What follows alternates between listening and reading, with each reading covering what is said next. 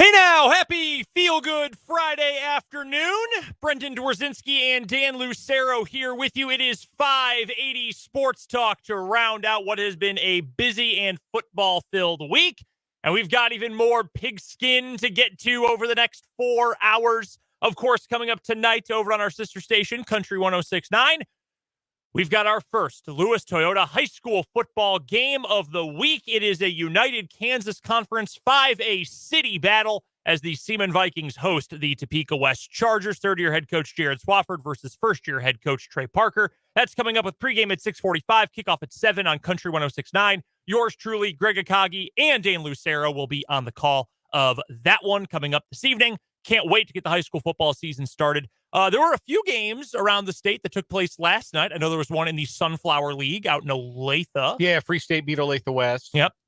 There are a few others. You get a lot more Thursday games out west with the officiating shortage. Mm-hmm. You see a lot of games get bumped to Thursday as a result of that. So, yeah, there were a handful of games, but tonight's when it really gets underway in earnest. Those fabled Friday night lights fire up across the state of Kansas, and that's always a special night. It's always a date on the calendar, week one of the high school football season that puts a little extra hop in my step. And of course, with pitch clocks, hopefully speeding up the time of games, with our game on Country 106.9, the Royals game on our airwaves here on 580 tonight, hopefully the game will get done by 10 o'clock. So on time, you will be able to listen to the Kansas High School Football Scoreboard Show with Eric Peterson. That comes up either at 10 o'clock or after Royals baseball, whichever one comes later tonight here on 580 WIBW for scores from around the state. Of course, KU plays tonight.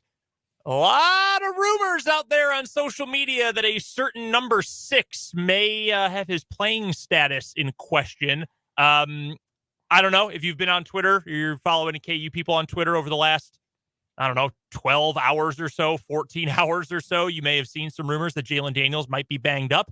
Are these from sources or are these from sources? So I will say this. The original report, which came from Bryson Stricker of Bleacher Report, who, by the way, I lived with my freshman year of college. He lived on my floor. How about that? I have some stories. Anyway, he is not like a reporter for Bleacher Report. He works for Bleacher Report. Yes. Doesn't necessarily report for them. But content generator for Bleacher Report? Yes. Most of them are. He has previously been right about a lot of personnel dealings with Kansas football. Things that deal with personnel availability, whether or not guys are still on the roster, have left the program. He's been pretty up to date on those things. So I don't know.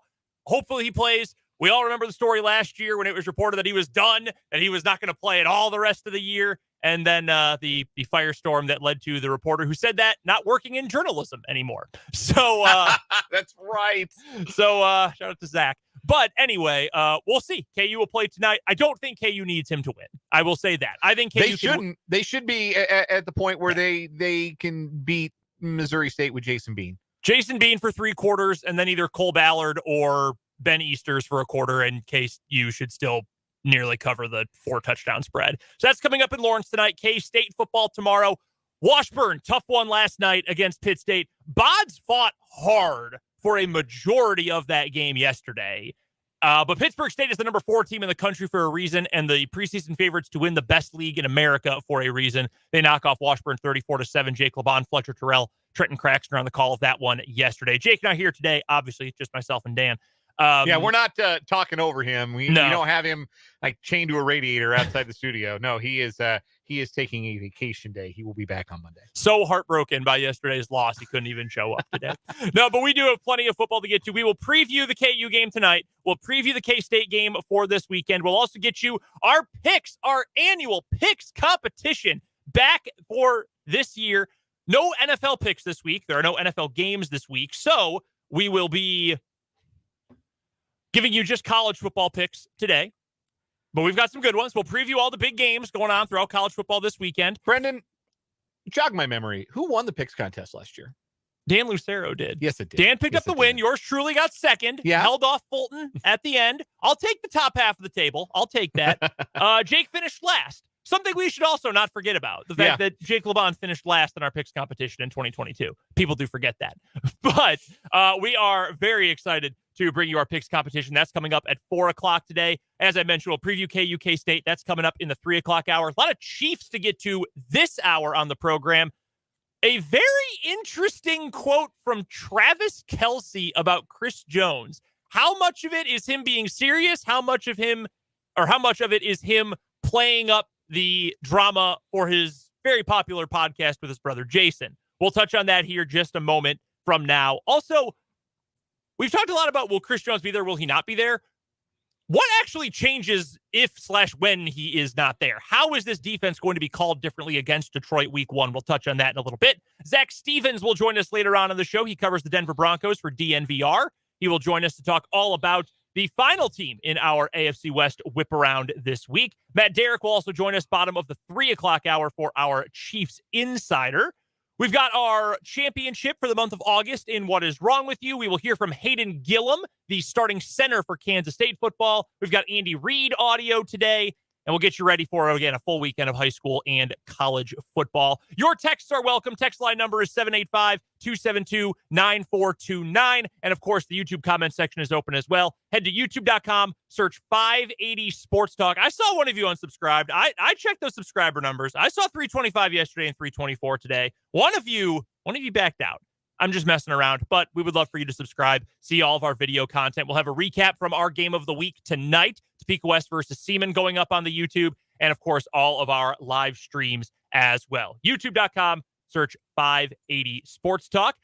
Chat already popping off on YouTube. David says that looking forward to some good high school football this year. Yeah, it's going to be a fun year in the city. I think there's a lot of teams that are going to be very good, at the very least competitive. Yes. So I think it's going to be a really fun year for city football. Mark laughing about Nebraska losing in the most Nebraska way possible last night. It was hilarious. I will give you credit. I have been very much, I want to see what Jeff Sims can be as a quarterback outside of Georgia Tech, which has been a tire fire ever since Paul Johnson left. And I said, I want to see it happen. You have said, no, he's dumpster juice. You were correct. Yes, I was. He is not good. The decision-making, oh my God, awful.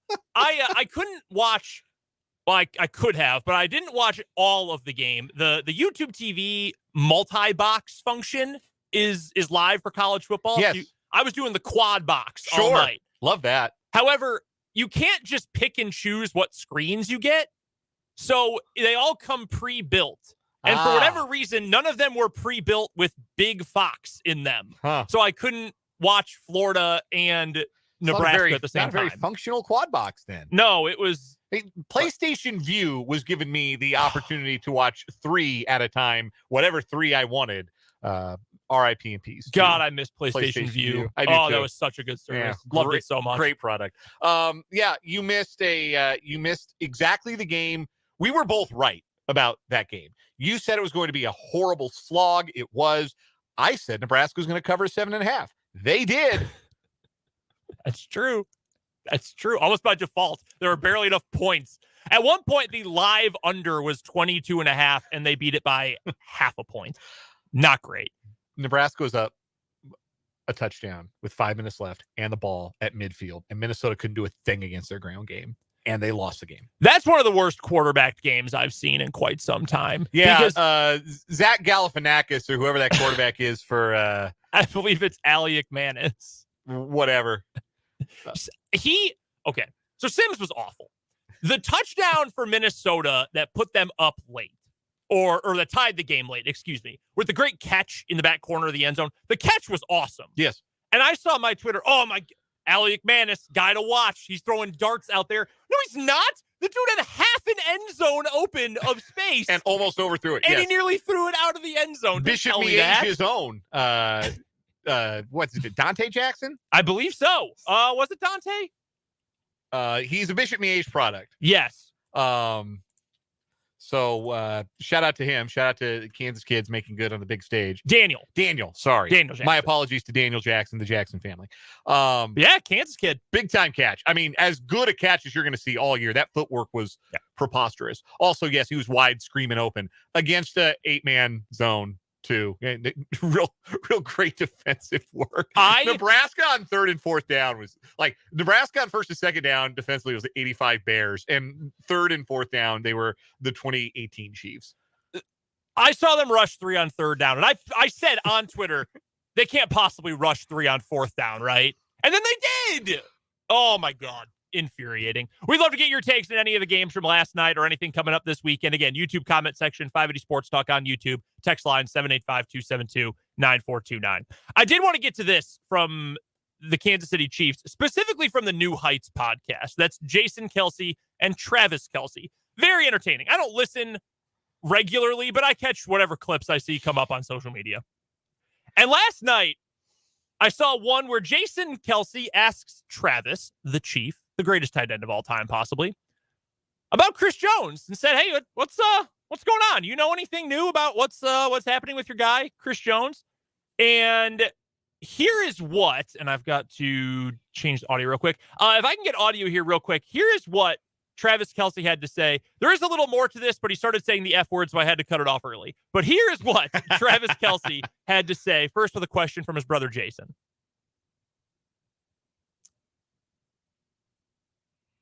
If we have audio here. You should. Let's try this again. Travis, can you hear us, my friend? All right, well, maybe we're not going to have audio for that. We'll try to figure out the kinks there. Anyway, Travis Kelce is asked, what's going on here? Why is this happening? And Kelce says, Chris, I don't know what's going on. Please come back to the Chiefs. I don't know if you know something I don't know, but I know that I'm trying to win another Super Bowl with you. So please come back. And then Jason jumps in and says, well, I think we both know why he's holding out. And Travis says, yeah, I get why. And then Jason says, well, he should hold out until after the Chiefs play the Eagles this year, which is very funny. It's a great clip. Anywho, this is the first time that we have gotten anything from a player. You want to try and play it again? I think I figured out the problem. All right, here's the full clip of the Kelce brothers. Yeah, man. Oh, is there any updates on Chris Jones? How he's handling this situation? Do you want to talk about it? Oh man, Chris, can you please come back? You're really scaring me, man. I don't get it. You must know something that I don't know, because I just don't get it. I really want to get another Super Bowl ring with you, brother. This is me bargaining you to just come back and play football for the Chiefs. And again, he sounds like Casey Kasem reading a dedication on America's Top 40. Oh, and two, the video really adds to it because he's got this big, thick mustache right now. And it just looks ridiculous with him pleading like this. But you have mentioned numerous times, especially over the last 2 weeks, that the longer this goes, the more it becomes an issue for the rest of the locker room. The more it is, hey, Chris, we want you to get paid. Like, we want everybody to eat. We want everyone to get taken care of, get their money, get what they deserve, etc. And if Travis Kelce was doing this, everyone would be behind him, just like if it was Mahomes, just like if it was anyone else. These guys want their teammates to succeed and get paid. Right.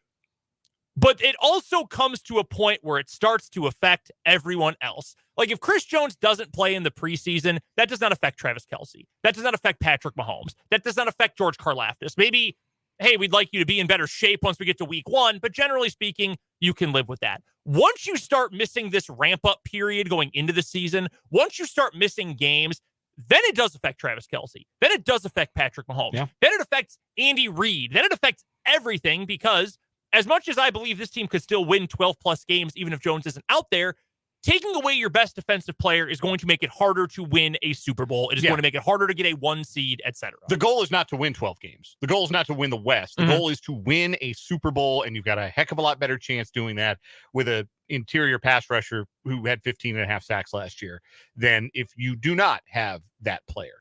And I don't necessarily think it rises yet to the level of animosity. Like, you don't hear any of that in Travis Kelce's voice. Not that if he were really mad at Chris Jones, he'd put that out there for public consumption.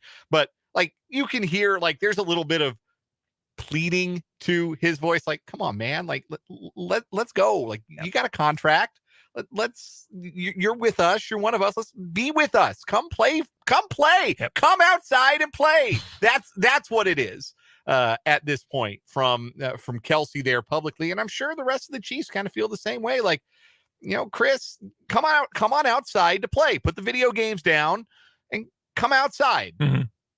So I do think that the worry about this being a distraction is a little overblown. I think if anybody is concerned about, this is going to be a distraction for the Chiefs, this is going to affect how they prepare, this is going to affect their focus, this is going to affect how they go into week one, I don't think that's going to be the case.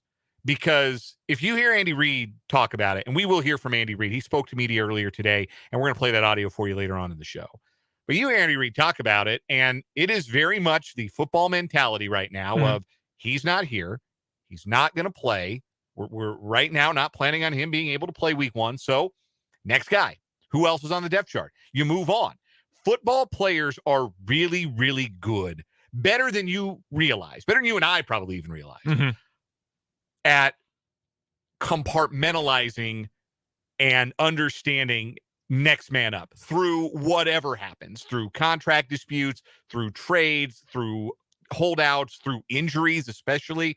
Like, yes, you're disappointed not to have this piece, but also you've got to prepare the best you can, and the team has to prepare the best it can. And the only way you do that is by focusing on who is there and not who isn't. And I think with a veteran head coach, with a locker room full of guys who won championships, plural, you're going to have a team that I think is plenty focused and plenty ready to take care of business week one with or without Chris Jones. I do not believe it's going to be a distraction in any meaningful way for them. I would agree, and I also agree that I don't think there is any animosity right now, but if he helps you as a team and thus in turn is helping you on an individual level get to a higher position, a higher pedestal, whatever, you want him out there. And if he's not out there, again, that just makes things more difficult for everybody else. And I hope he shows up. Travis Kelce obviously hopes he shows up. This is rare, though. We don't hear this from players generally ever. Now, granted, we've also had fewer holdouts in recent memory. That has become a less common thing. Like Chris Jones holding out while under contract on a second contract is a true rarity in football now. I could not tell you the last time we had seen this. Even Nick Bosa with his holdout, which we believe is ending Donald soon. was on his second deal. Donald was on his second. That's true. Donald was. So, I mean, the situations have mirrored each other almost exactly, except one, Donald was threatening to retire, and we haven't heard that from Chris Jones. And two, the Donald situation was over with a week to go before the season started. He sat the whole preseason, and then something got done. And if we want to see Chris Jones week one, we're under 48 hours. Like, he doesn't report for sure. He doesn't show up Sunday for that practice. He's not playing Thursday night. It's not happening. Even if he's been working out and conditioning and all that. Yeah, even if he's in the quote unquote all caps best shape of his life. That doesn't mean you're in football shape. No. We know. Two very different things. Football players will tell you those are two very different things. So I'm under the assumption at this point he's not going to play week one. Yeah. Even if he reports he's not going to play week one. That is my assumption. And I hope I'm wrong, but that is my assumption. How differently does Steve Spagnuolo call this defense without Chris Jones out there? Because I don't know, and I would love to know this, during one of Spags' weekly press conferences or something, or maybe Matt Derrick knows, and I can ask him coming up in the 3 o'clock hour.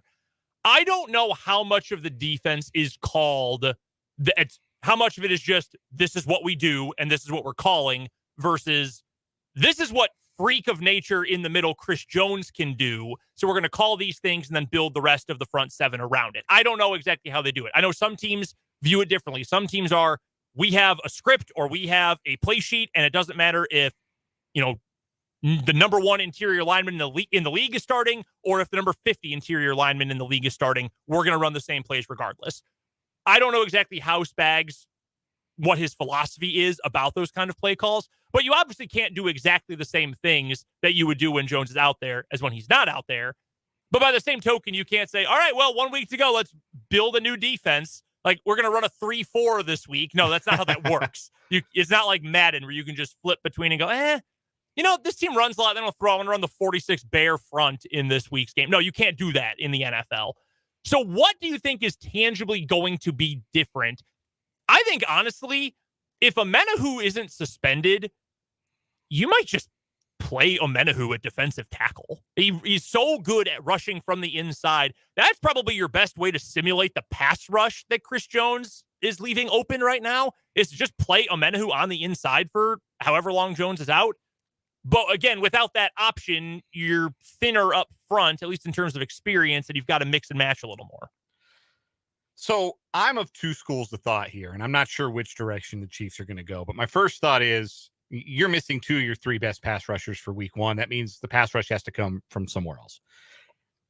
Steve Spagnuolo is not shy about bringing pressure from all over the lot and might just have to dial up some 5, 6, maybe even some 7-man pressures in some certain situations. And we just might see more of that in week 1 than we might have ordinarily seen against this team with this personnel group.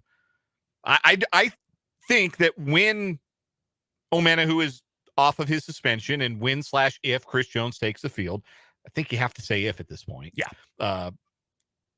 You've got a component of pass rushers that's going to be able to get solid pressure with 4, a fairly consistent pressure with 4.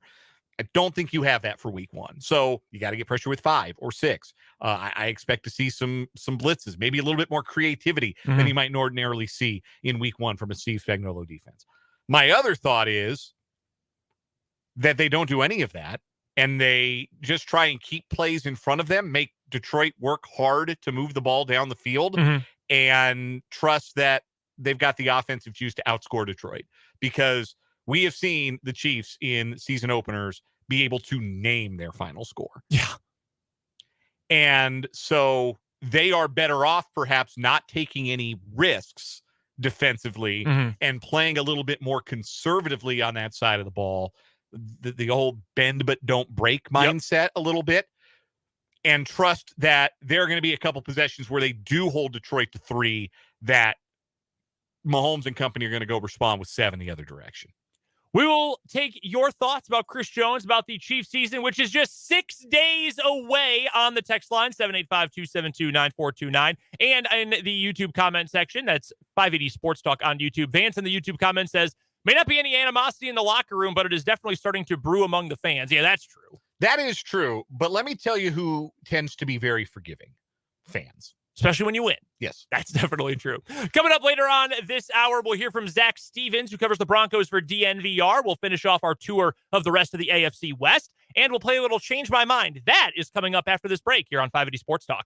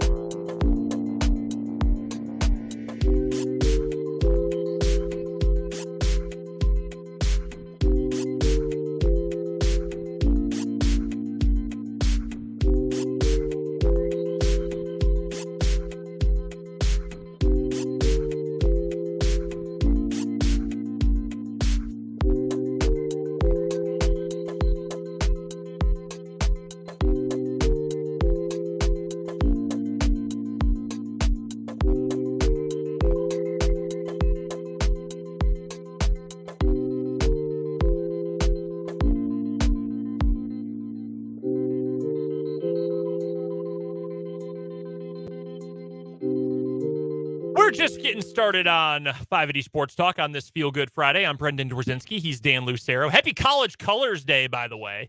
Well, that's right. It is College Colors Day. Yeah, it was College Colors Day at my wife's school. She wore her K-State Big 12 champions. Nice. To Hell school yeah. today. Yeah, I wore repping the KU blue today. It's also Sure. game day for KU, so that helps as well. No I DePaul didn't for you. participate today. I forgot. I don't really is it a real thing? I don't even know where it came from a few years ago, where it popped up from, but I remember hearing about it like for some years now, but it was never like when I was in school, it wasn't like a right. thing that you did. I didn't realize it was a widespread thing. I just know that my wife's school was doing it, and that she had to explain to her class of first graders that no, the Chiefs are not a college team. No, the Rams are not a college team. No, the Royals are not a college team. Kansas State, Washburn. Those are college teams. Yes. Took a little explaining. Yeah, makes on sense. her part. Yeah.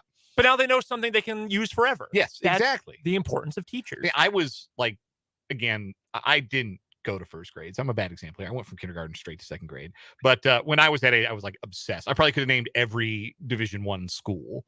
Yeah, first grade is when I really got into sport. Like I remember watching sports and liking them as a little kid, but like that's when we had to do a little journal every day. I remember it was, whatever you can write, try to write one page every day. And I would just list like, here are all the NFL teams. Here are all the baseball teams. Here are all the basketball teams. So no, that was definitely me at that age too. Speaking of college football, changed my mind.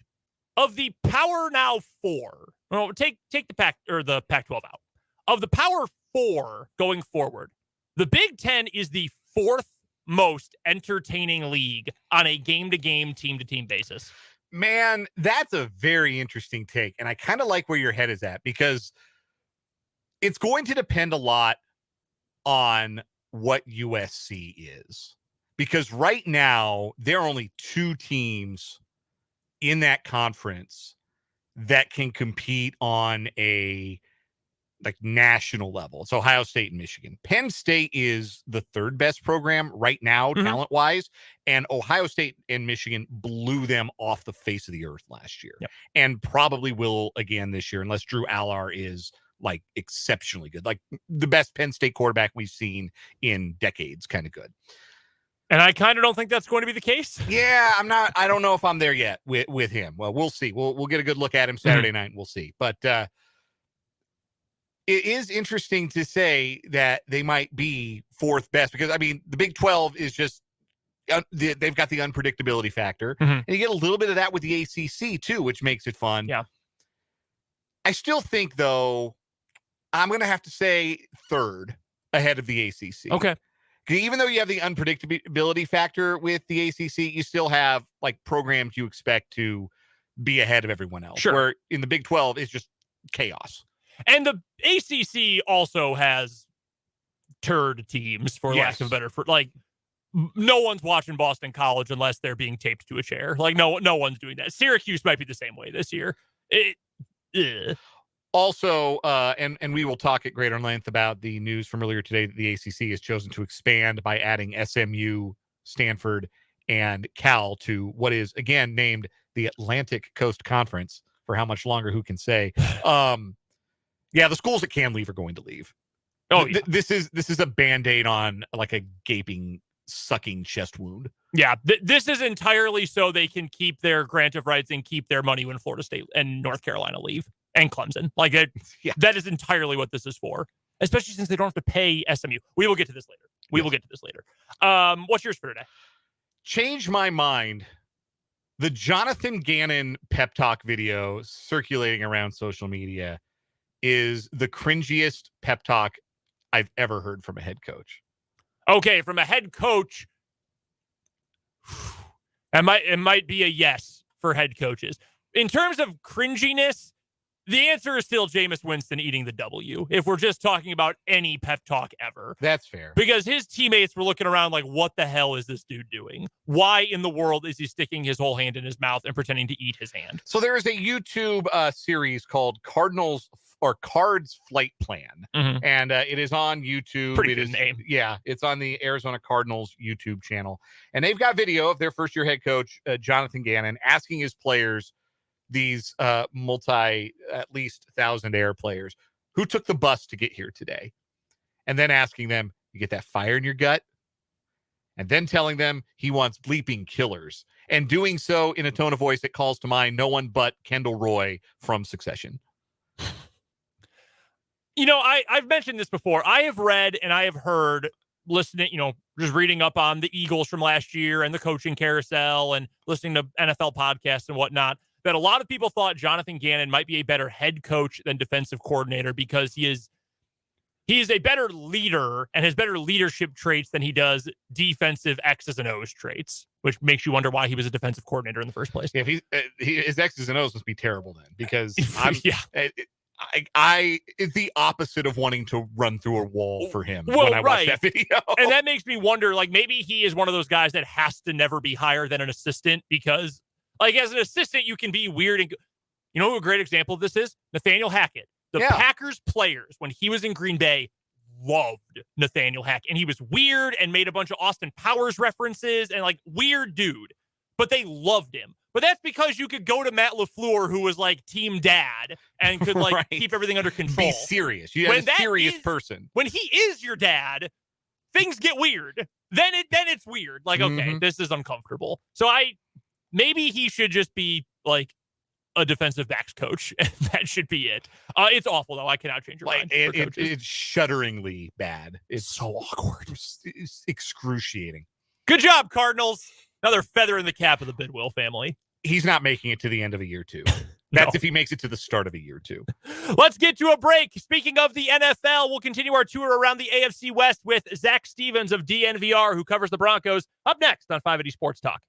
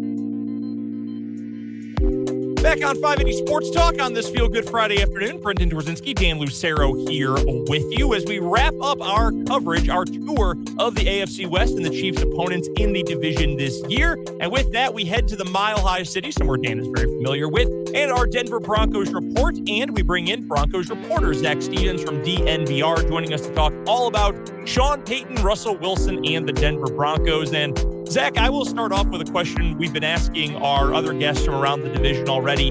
What is the overall vibe around this Broncos team right now? I imagine there's a lot of excitement with Sean Payton in the building. Year 2 of Russell Wilson, hopefully better than year 1 of Russell Wilson in Broncos orange and blue. What is the general feeling from the fan base and from the franchise right now? Cautiously optimistic is where the fan base is, because last year there was no caution to all of the optimism. It was full-blown hype. People thought the Broncos were going to beat the Chiefs at least once last year. People thought that Russell Wilson was the savior at quarterback. People thought the Broncos were absolutely going to make the playoffs. And then it was an absolute disaster, as you guys know very well. So people think that now an adult is in the room at head coach, and obviously Sean Payton, one of the best offensive minds that the NFL has ever seen. And that is hope for turning Russell Wilson around. The head coach that Sean Payton is as well, what the Broncos need in terms of just stability at that head coach spot. But people are just cautious because of what happened last year. People are not sold that Russell Wilson is going to turn back around to his old self. People are optimistic about it, but they're not sold on it. So people are really in wait and see mode here in Denver. When it comes to Sean Payton, even before getting to the Russell Wilson stuff in particular and trying to get the old Russell Wilson back, if you will, what has Sean Payton done to sort of reinvigorate and re-energize this team? You know, there's been all the talk about, you know, his little beef with the Jets, and we had the comments about no one wearing your Gilligan hat, I believe is the phrase he used at one point during the preseason. Do you feel like he has already had, I don't know about transformative, maybe that's a little too strong, but do you feel like the Sean Payton effect has already seeped into this team? Oh, absolutely. And in fact, Sean Payton, in his little beef, the article that he had with the New York Jets, one of the things he said is, we're going to do everything the opposite of what they did last year. And I kid you not, he is doing everything the complete opposite, from small things that you wouldn't think that matters to very big things as well. And that is absolutely changing the culture here. And just one of the things is training camp just wrapped up, and it was the very opposite of last year. Last year, Nathaniel Hackett brought the Packers' way to Denver, and that was having a very, very easy training camp, not playing any of the starters in the preseason, and Sean Payton couldn't have been more different. With the new CBA rules, training camp's not allowed to be as hard, but Sean Payton has pushed the limits and gone as hard as you possibly can throughout training camp. He's really made it a grind on these players, and he wants to see which players are his type of guys moving forward and which players don't fit his system and his type of work ethic. And so he has just made it a very, very difficult offseason for these players. And you're really starting to see some players who really believe in it step up.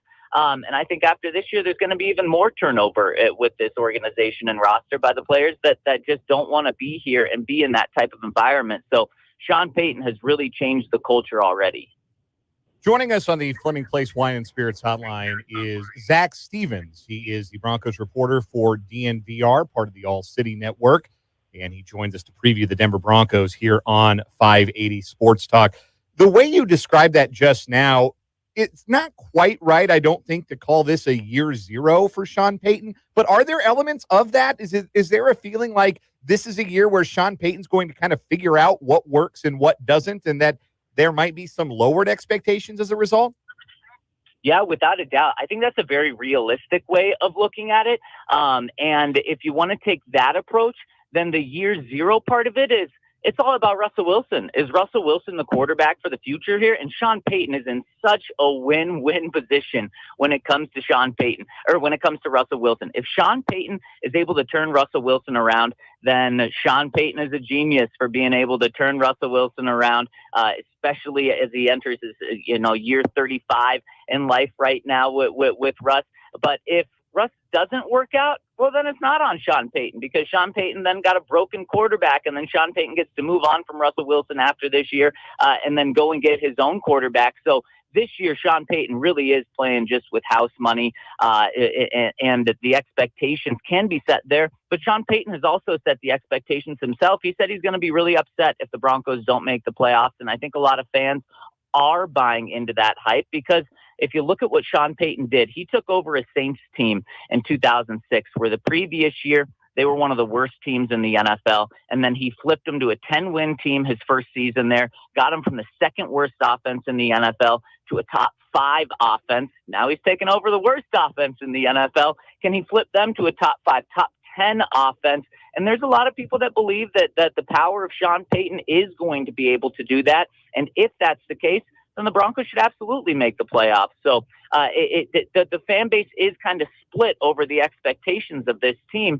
But realistically, Sean's taken over a 5-win team that hasn't had a winning season since 2016, that has the second longest playoff drought in the NFL, haven't been to the playoffs since they won the Super Bowl in 2015.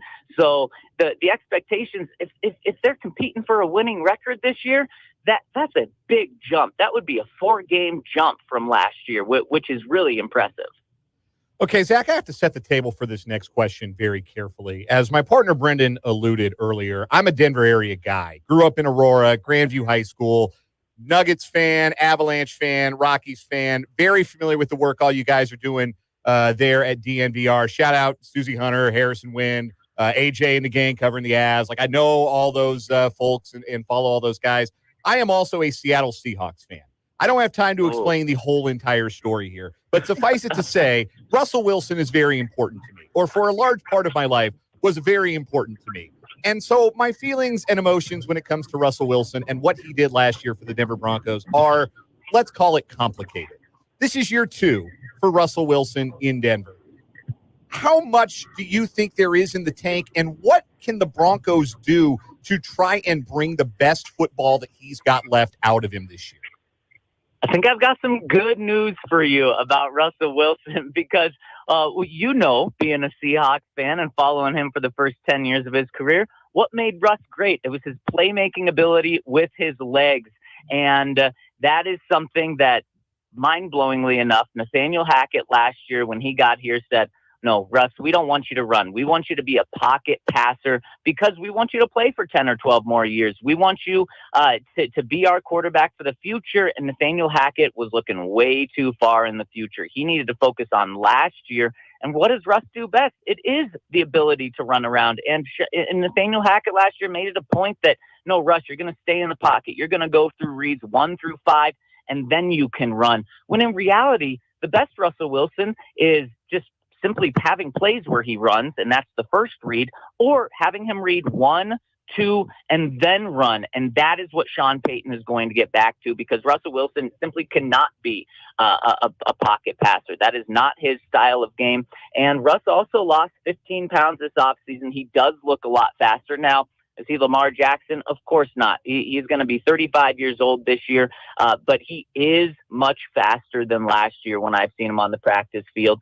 And Sean Payton's really going to play into that everything about this offense is going to be based on the run, and that includes Russell Wilson. So I do think we're going to see a much improved Russell Wilson. The question is just, how improved? Is he going to be worth that $50 million contract, or is he just going to be better than last year? Where you're not seeing a massive improvement. I do think that Russ is going to be much better because, look, when Sean Payton got Drew Brees with the Saints, Drew Brees was a good quarterback. He was not a Hall of Fame quarterback, and Sean Payton was able to make him a Hall of Fame quarterback. So I think that Sean is going to have another big impact with Russ this year. Zach, sell me on the rest of this Broncos roster, because when I look at the 53-man roster that the Broncos have, particularly when you consider the injury bug that has already begun to bite. Tim Patrick, unfortunately, going to miss his second straight year, and they've been hoping for big things from him, and he's been unable to deliver on that because of some bad injury luck.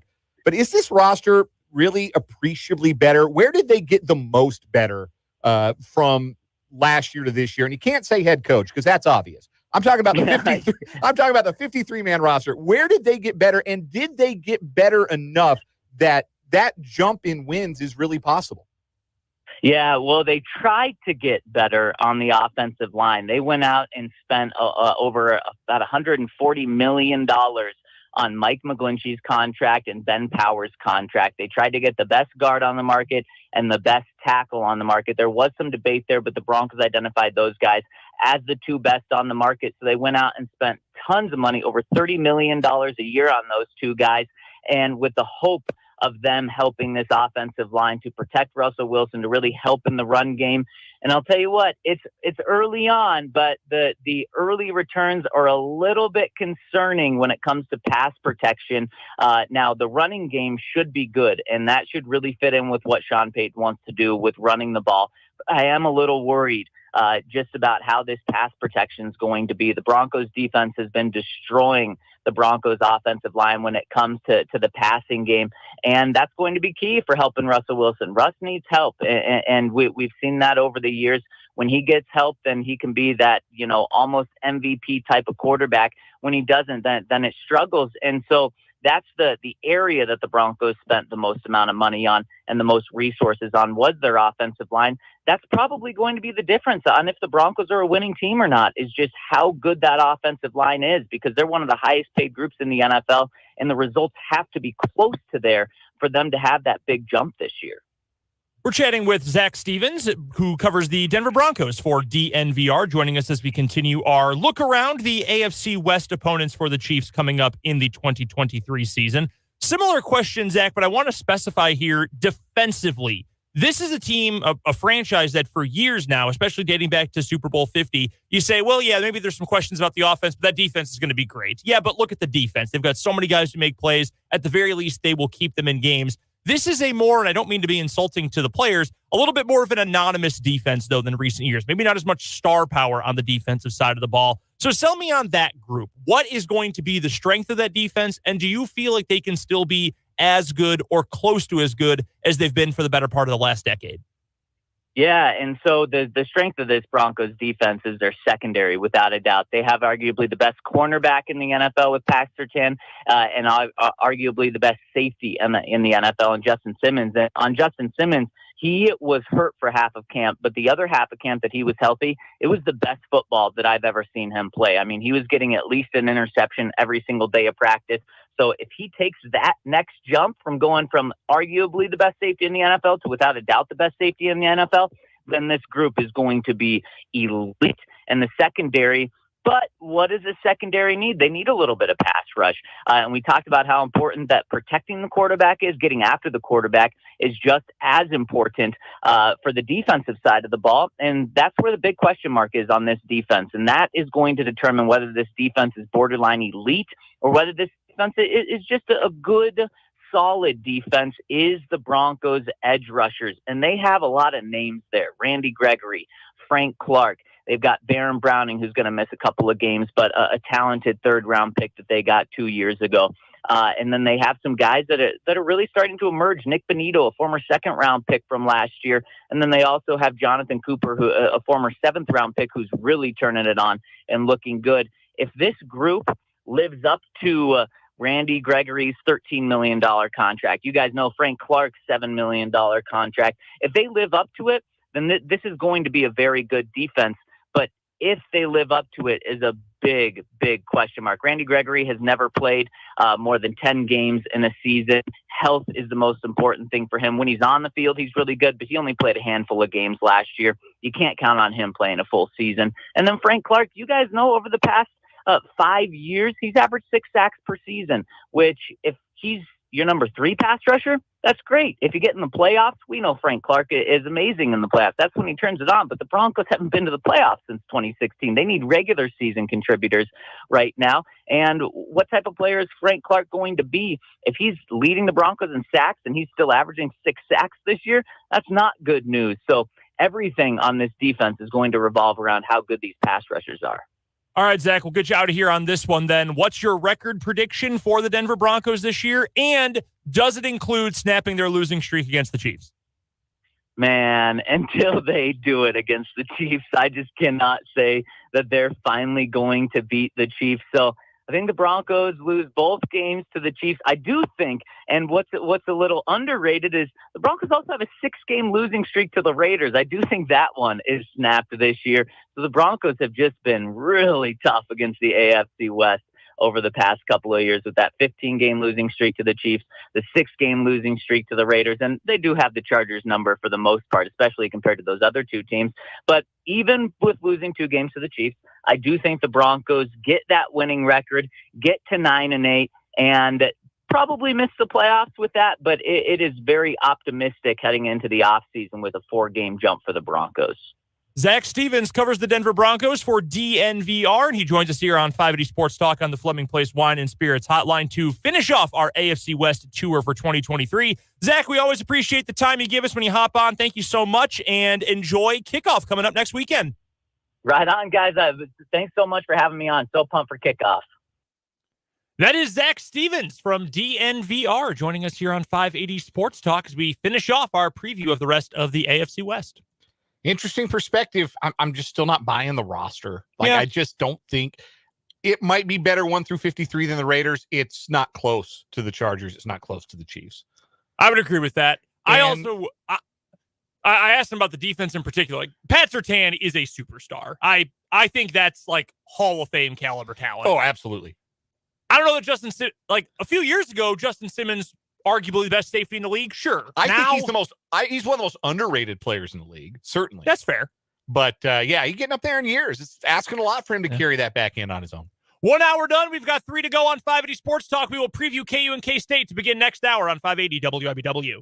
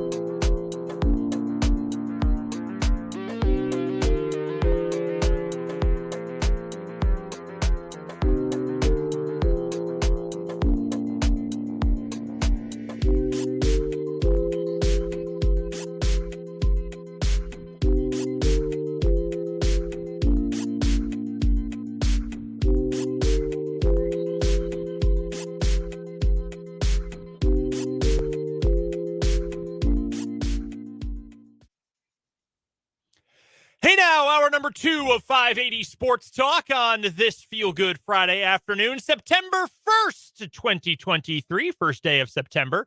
And despite the fact that August is over, we're going to find our champion for the month of August in What Is Wrong With You coming up later in the show. That'll be in the 4 o'clock hour at its normal time. Didn't want to do the one-day week. Wanted to make it a little neater for everyone. Yeah, even if it meant crowning an August champion in September, hey, we crown an NFL champion for a year in the February of the next year all the time. I also believe we did the exact same thing last September. I'm confident we did, mostly because I was so wrapped up in getting football stuff ready and the show was so busy, we just sort of forgot. Yeah. Or maybe I just sort of forgot. No, it's very, very possible. Yeah, very I believe possible. We did the exact same thing. I also found out, you want to talk about some synergy here. We once spoke to Zac Stevens, who we talked to last hour about the Broncos, yes, on September 2nd of 2021, almost 2 years to the day when we talked to him today. Interesting. Yeah, going through the old files and saving stuff today. That's interesting to like nobody but me, but I'm glad you all listen to me say that right now.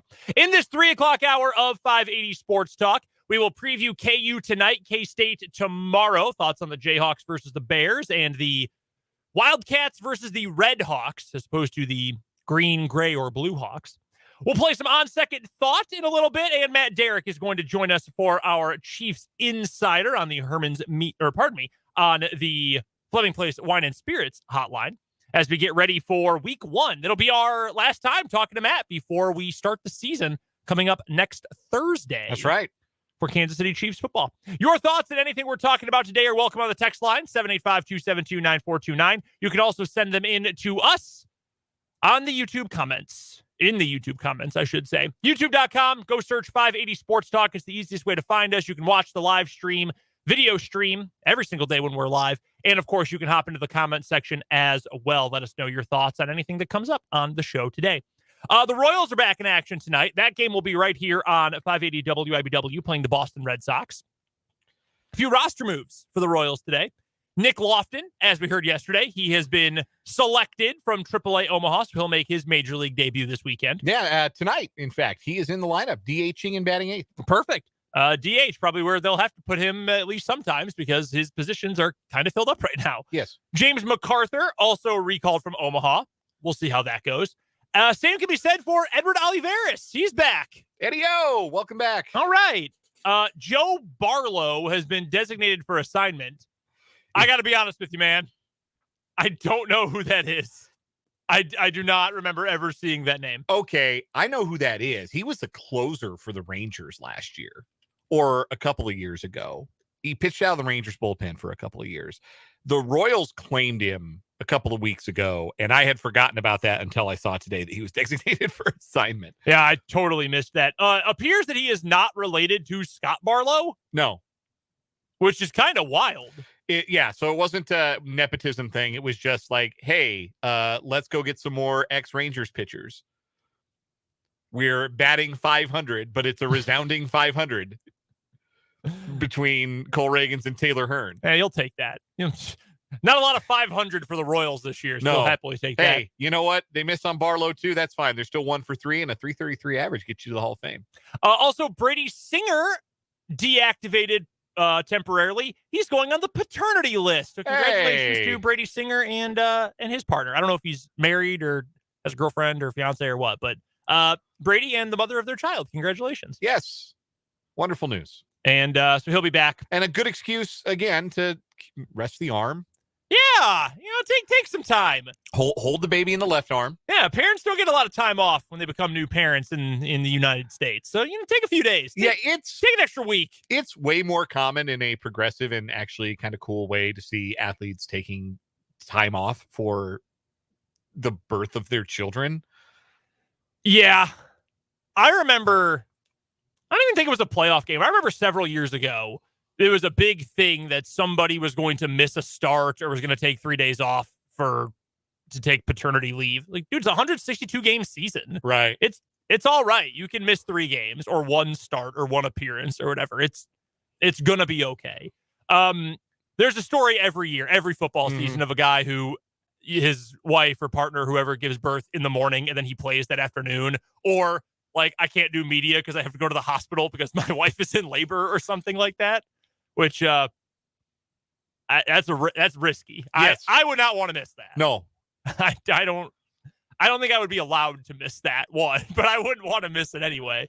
So good for Brady Singer. Congrats to Brady and his partner as well on the birth of their first child. KU plays tonight. We'll start with them today. We did our K-State season preview first yesterday. We'll do our KU game preview first today. KU versus Missouri State. This is not the same Missouri State team that they had been a couple of years ago. Bobby Petrino was their head coach for a few years, was getting them to the playoffs pretty regularly. Last year, they take a step back. They're just 5-6. Now they switch coaches because Petrino is the offensive coordinator at Texas A&M. Ryan Beard is the new head coach of Mo State. He was their former defensive coordinator. He's just, I believe, 33 years old. He's super, super young. I'm not expecting a whole lot out of Missouri State overall this year.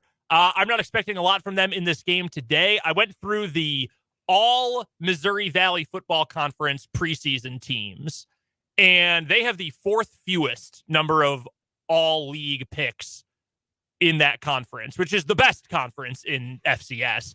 But they have the fourth fewest number of all league players. One guy who you may have heard of, though, second team all Missouri Valley, Jacardia Wright, former Kansas State Wildcat. That's right. He, I assume, is going to see the ball a lot in this game, if I had to guess. He's your most dangerous weapon based on just what I'm not exactly an expert on Missouri State Bears football. Not but eating that tape? No, I haven't dug in too far. But from what I know about them and digging through their roster and some team notes and stuff, he's probably the most dynamic playmaker they have.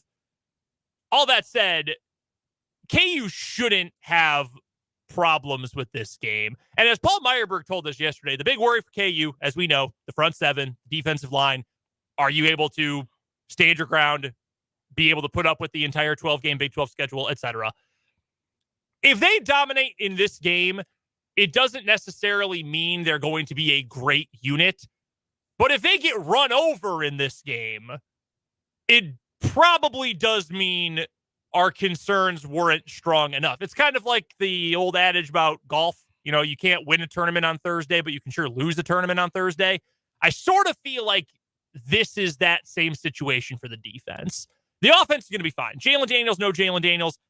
I don't really think it matters for this game, to be honest. I think Jason Bean is more than good enough with the rest of the pieces on this offense to take KU's offense to the level it needs to get to win big. And again, that's might be new information for some of our listeners. That kind of started to leak out on social media last night that there are some concerning rumors about the lingering back injury for Jalen Daniels that kept him out of some practices for part of this fall.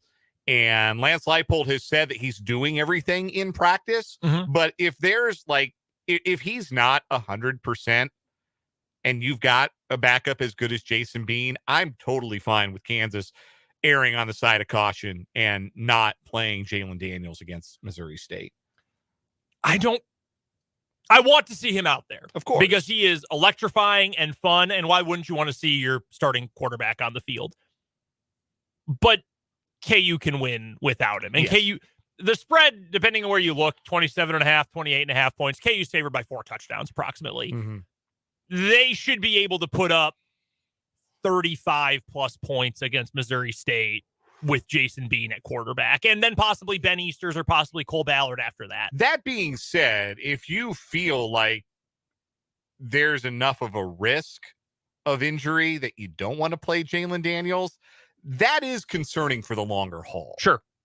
So again, I mean, whether he plays or not, I don't think is going to impact greatly Kansas's chances of winning this game. Sure. But it would certainly be, I think, a sigh of relief for everybody involved if he does play, even if he just plays like the first 3 drives, lead a touchdown drive or 2, and then give way to Bean. Like, I think people would, I think that would feel a lot better than, hey, look, we got to hold him out. We'd rather him be healthy for Illinois. It's like, well, if you'd rather him be healthy for next week, what you're saying is he's not healthy now.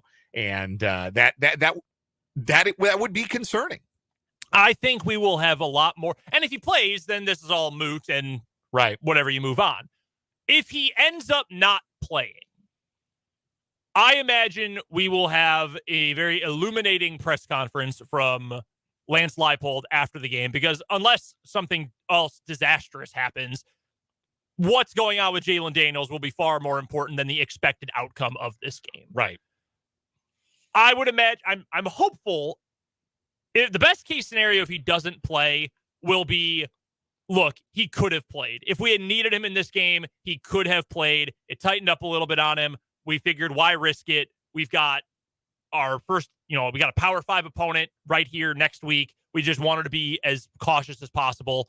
That wouldn't be super encouraging, but I would feel better about that than, well, he's actually just day to day, because then I would start to spiral. So I'm not completely scared yet. I won't even be completely scared about the future for Jalen if he's not able to go in this game.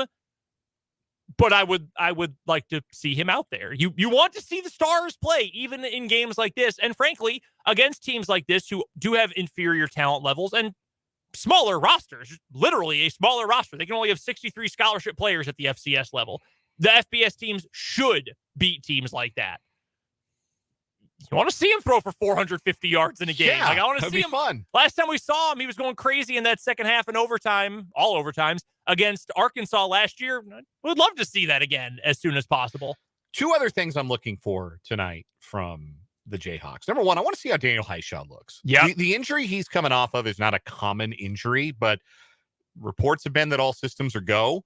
I don't think he's going to get a ton of carries tonight, but I want to see how those carries look. I want to see if they get him involved maybe in the passing game, maybe catch a pass out of the backfield. What does the share look like between him and Devin Neal? I'm excited to see, for Daniel Highshaw's sake, him back on the field playing. But I'm also excited to see what he looks like and how spry he looks returning from that hip injury. And the other thing is, who's making the impact on the defensive line? Who are the players that are making tackles for loss, pressuring the quarterback, clogging up the running lanes? Who are the guys that get the most snaps and make the most impact on that defensive line? Those two things to me, I think, are going to be the things that I'm most curious about from this season opener. I'll give you two players who I hope have big days. One, and we've talked about him a bunch. I brought him up specifically with Michael Swain when we had Jayhawk Weekly on Tuesday. Devin Phillips on the defensive line, the transfer from Colorado State. I really think he is going to be your number one disruptor on that line. And I use that word because defensive tackles generally don't get sacks like ends get sacks. That's why Chris Jones and Aaron Donald are so valuable in the NFL, because they are different. They are freaks. That is not common. That's a very unique skill set that those kinds of guys have. And I don't know that Devin Phillips is going to be able to record 10 sacks this year from the interior. In fact, I'd have my mind blown if he did do that. But can he still affect plays? Can he still create pressure? Can he eat double teams in the middle of that offensive line? Is he able to stuff the run, play smart in whatever his gap responsibility is? If he can do that, then yes, I think he's going to be your number one disruptor up front, because you know what that's going to do? It'll open things up for Gage Keys playing off his shoulder, or whoever else is rotating in. Tommy Dunn, DJ Withers, those other guys on the inside. If there's more attention that has to be paid to Devin Phillips and the rest of that group inside, that means more one-on-ones on the outside for the Dylan Brooks and the Austin Bookers and the Jeremy Robinsons. That is what I'm looking for. And I make the comparison to Lonnie Phelps last year. G5 guy, probably underrated going into school, really blew up their last year at their G5 program, transfer into KU. I really think he can have that kind of impact. Offensively and special teams, Trevor Wilson is the name I'm going to watch in this game. He won the starting punt return job. He missed the start of last season. If you remember, there was an off-the-field legal incident that cost him a few games at the start of the year. Never really got his footing. He is fast. He has legit speed. So getting that in on special teams, which will hopefully, God willing, be better this year for KU, I think will be an asset. And I'd love to see them get him a little involved in the offense too, even if it's just as a jet sweep guy, a horizontal runner more than a vertical threat. I would love to see him get mixed into the offense and add a little bit of a different flavor along with those vertical threats you have in Grimm, Skinner, and company. KU to win? Yes. KU to cover? Let's set it at 28.5. I think it was at 31.5. So that has moved at least 3, if not 4 full points in a couple hours. Wow. Is that what you're looking at right now? 28? I just pulled FanDuel up now. We'll use them because it's the first one that popped up on my feed. Yeah, 31.5. That's what it's sitting at right now. It was at 27.5 earlier, I believe. Well, going up, that may be good news about Jalen Daniels. Might be. Or just a lot of people are hammering Kansas at 28.5. Yeah. I think Kansas covers 31.5, regardless of who plays quarterback. Yeah, what the hell? The Jayhawks, 31.5. Rock Chalk. College Colors Day. Had to rep them today. There you go. All right, K-State tomorrow, 6 o'clock kickoff, 4 o'clock pregame right here on 580 WIBW. They open the season against Southeast Missouri State. I think for me, K-State should cruise in this game. Respect to SEMO, respect to the Kansas guy at head coach. What is his name? Tom Matukowicz, not Todd. Tom Matukowicz. No disrespect to them as a program. They might be contending for a playoff spot in the FCS again this year. They won the Ohio Valley last year. They are not Kansas State. They do not have the talent. They do not have the size. They do not have the strength of this Kansas State team. So to be completely honest with you, assuming that this is going to be a blowout win for the Cats, hopefully this is a blowout win for the Cats, 2 guys I'm looking for, both on offense. One who will play for a lot of the game, Treshaun Ward. We've been talking about him a ton. I have been hyping him up like crazy ever since he transferred into K-State. I think he's going to be a really, really good addition for this team. I think Florida State is really going to miss not having him this year. So I'm excited to see him run behind this line. And we'll talk to Hayden Gillum a little bit later about the differences between blocking for a Deuce Vaughn and blocking for a Treshaun Ward or a DJ Giddens. Very excited to see what he is going to do behind the beef on that K-State offensive line. I think they can make some magic in this game for sure. I would not be surprised to see him go for 100 plus on the ground. The other offensive player, if he plays, it will be in cleanup duty. I want to see Avery Johnson. Yeah, I do too. I want to see him throw it around. We got to see him in person last year. Yes. Mays played Topeka High. Topeka High. And that was Saturday morning, I believe, it was wasn't Saturday morning game. Yeah. And we had 3 games in a row. We had Thursday, Friday, Saturday, week 1 last year. All the 501 schools. And Avery Johnson, even against a Topeka High team that was a little bit down, you could see it from the first throw he made that game. Like, oh yeah, that he's again different. Like that arm in that big of an arm in that size frame, different, special. And I want to see him out there against other college opponents. And I want to see him with college players alongside him. That's what I want to see. It might only be the fourth quarter, might only be a couple of drives. I just want to see him out there and see what he's got right off the rip. Even though he's not starting this year, again, God willing that Will Howard doesn't get hurt at all. I just want to see what K-State can continue to be excited about with their star young quarterback. So for me, I think the 2 things I'm going to be looking at for Kansas State. Number 1, how do they spread the ball around on offense? What's the run pass distribution look like? Yeah. How many snaps for Ward? How many for Giddens? The passes that Will Howard or Avery Johnson throw. Who are they going to? Who's taking the most snaps at wide receiver? They getting Phillip Brooks more involved in quick game. Keegan Johnson, is he a downfield threat? Ben Sinnott, how heavily involved is he early on? Fascinated by the distribution of the football because there are a lot of weapons. I think a lot of different ways that Kansas State can beat you this year. Last year, you had to game plan defensively around Deuce Vaughn. This year, there's not that one guy that maybe keeps the defensive coordinator up at night, but there are a lot of threats for this Kansas State defense and a run threat and a pass threat that you have to take equally seriously. So fascinated to see the balance there.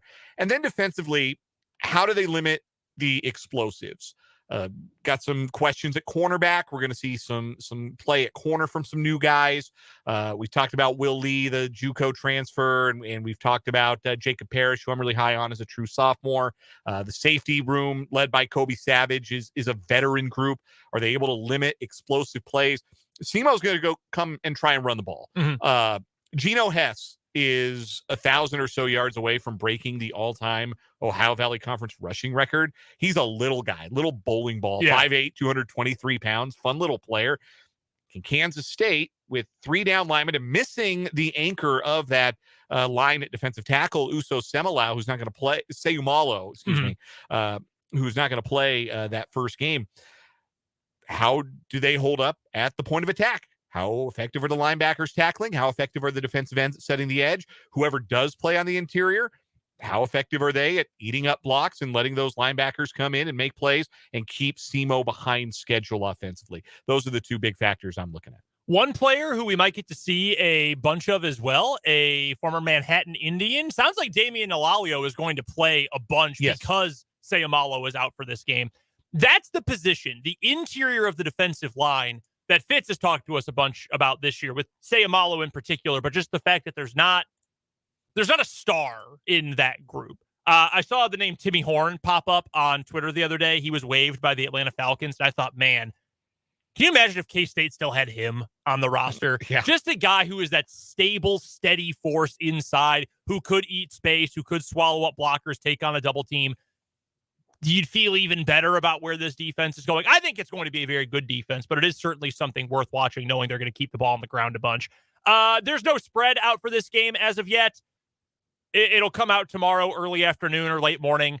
It'll be a pretty similar number, and I would think K-State should be able to cover it. Like you said, this is a good team, a good FCS team. Sure. Chris Kleiman's done a good job bringing in good FCS teams to play against in recent years.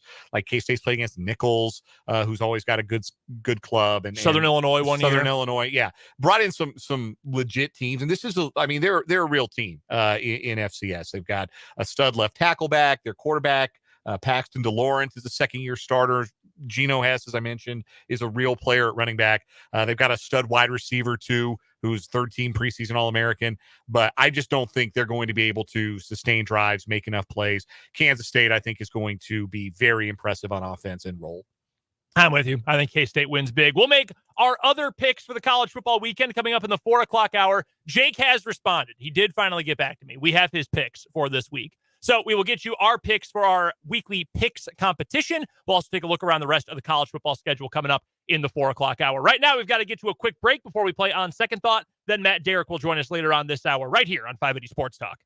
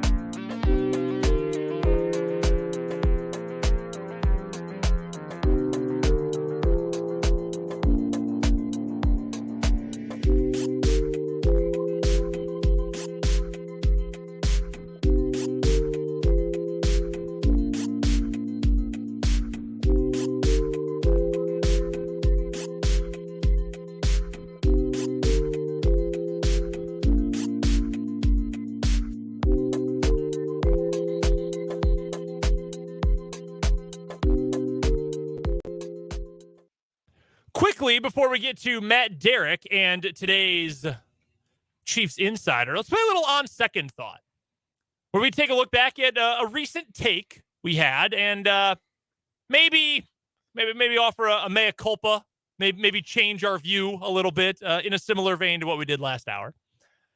Mine is that I have said many times, as much as I have been anti-realignment to a lot of degrees, it is always good content. Like, it is like, hey, there's always something to talk about. There's always something to bring to the table. That has been a take of mine for a long time, and I actually feel like that is no longer true. I woke up today, and after I woke up, but the first thing I saw when I opened Twitter was the news that Cal, Stanford, and SMU are going to the Pac-12. And you know what I did?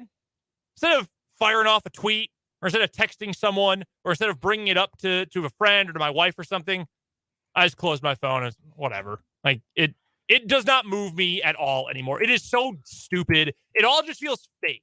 Like Atlantic Coast Conference team from Palo Alto, California. Like, it's nonsense to a point where, like, I don't even know what content I can get out of it anymore other than saying this is just dumb. Yeah. The whole sport has totally lost the point. The whole college sports realm really has lost the point.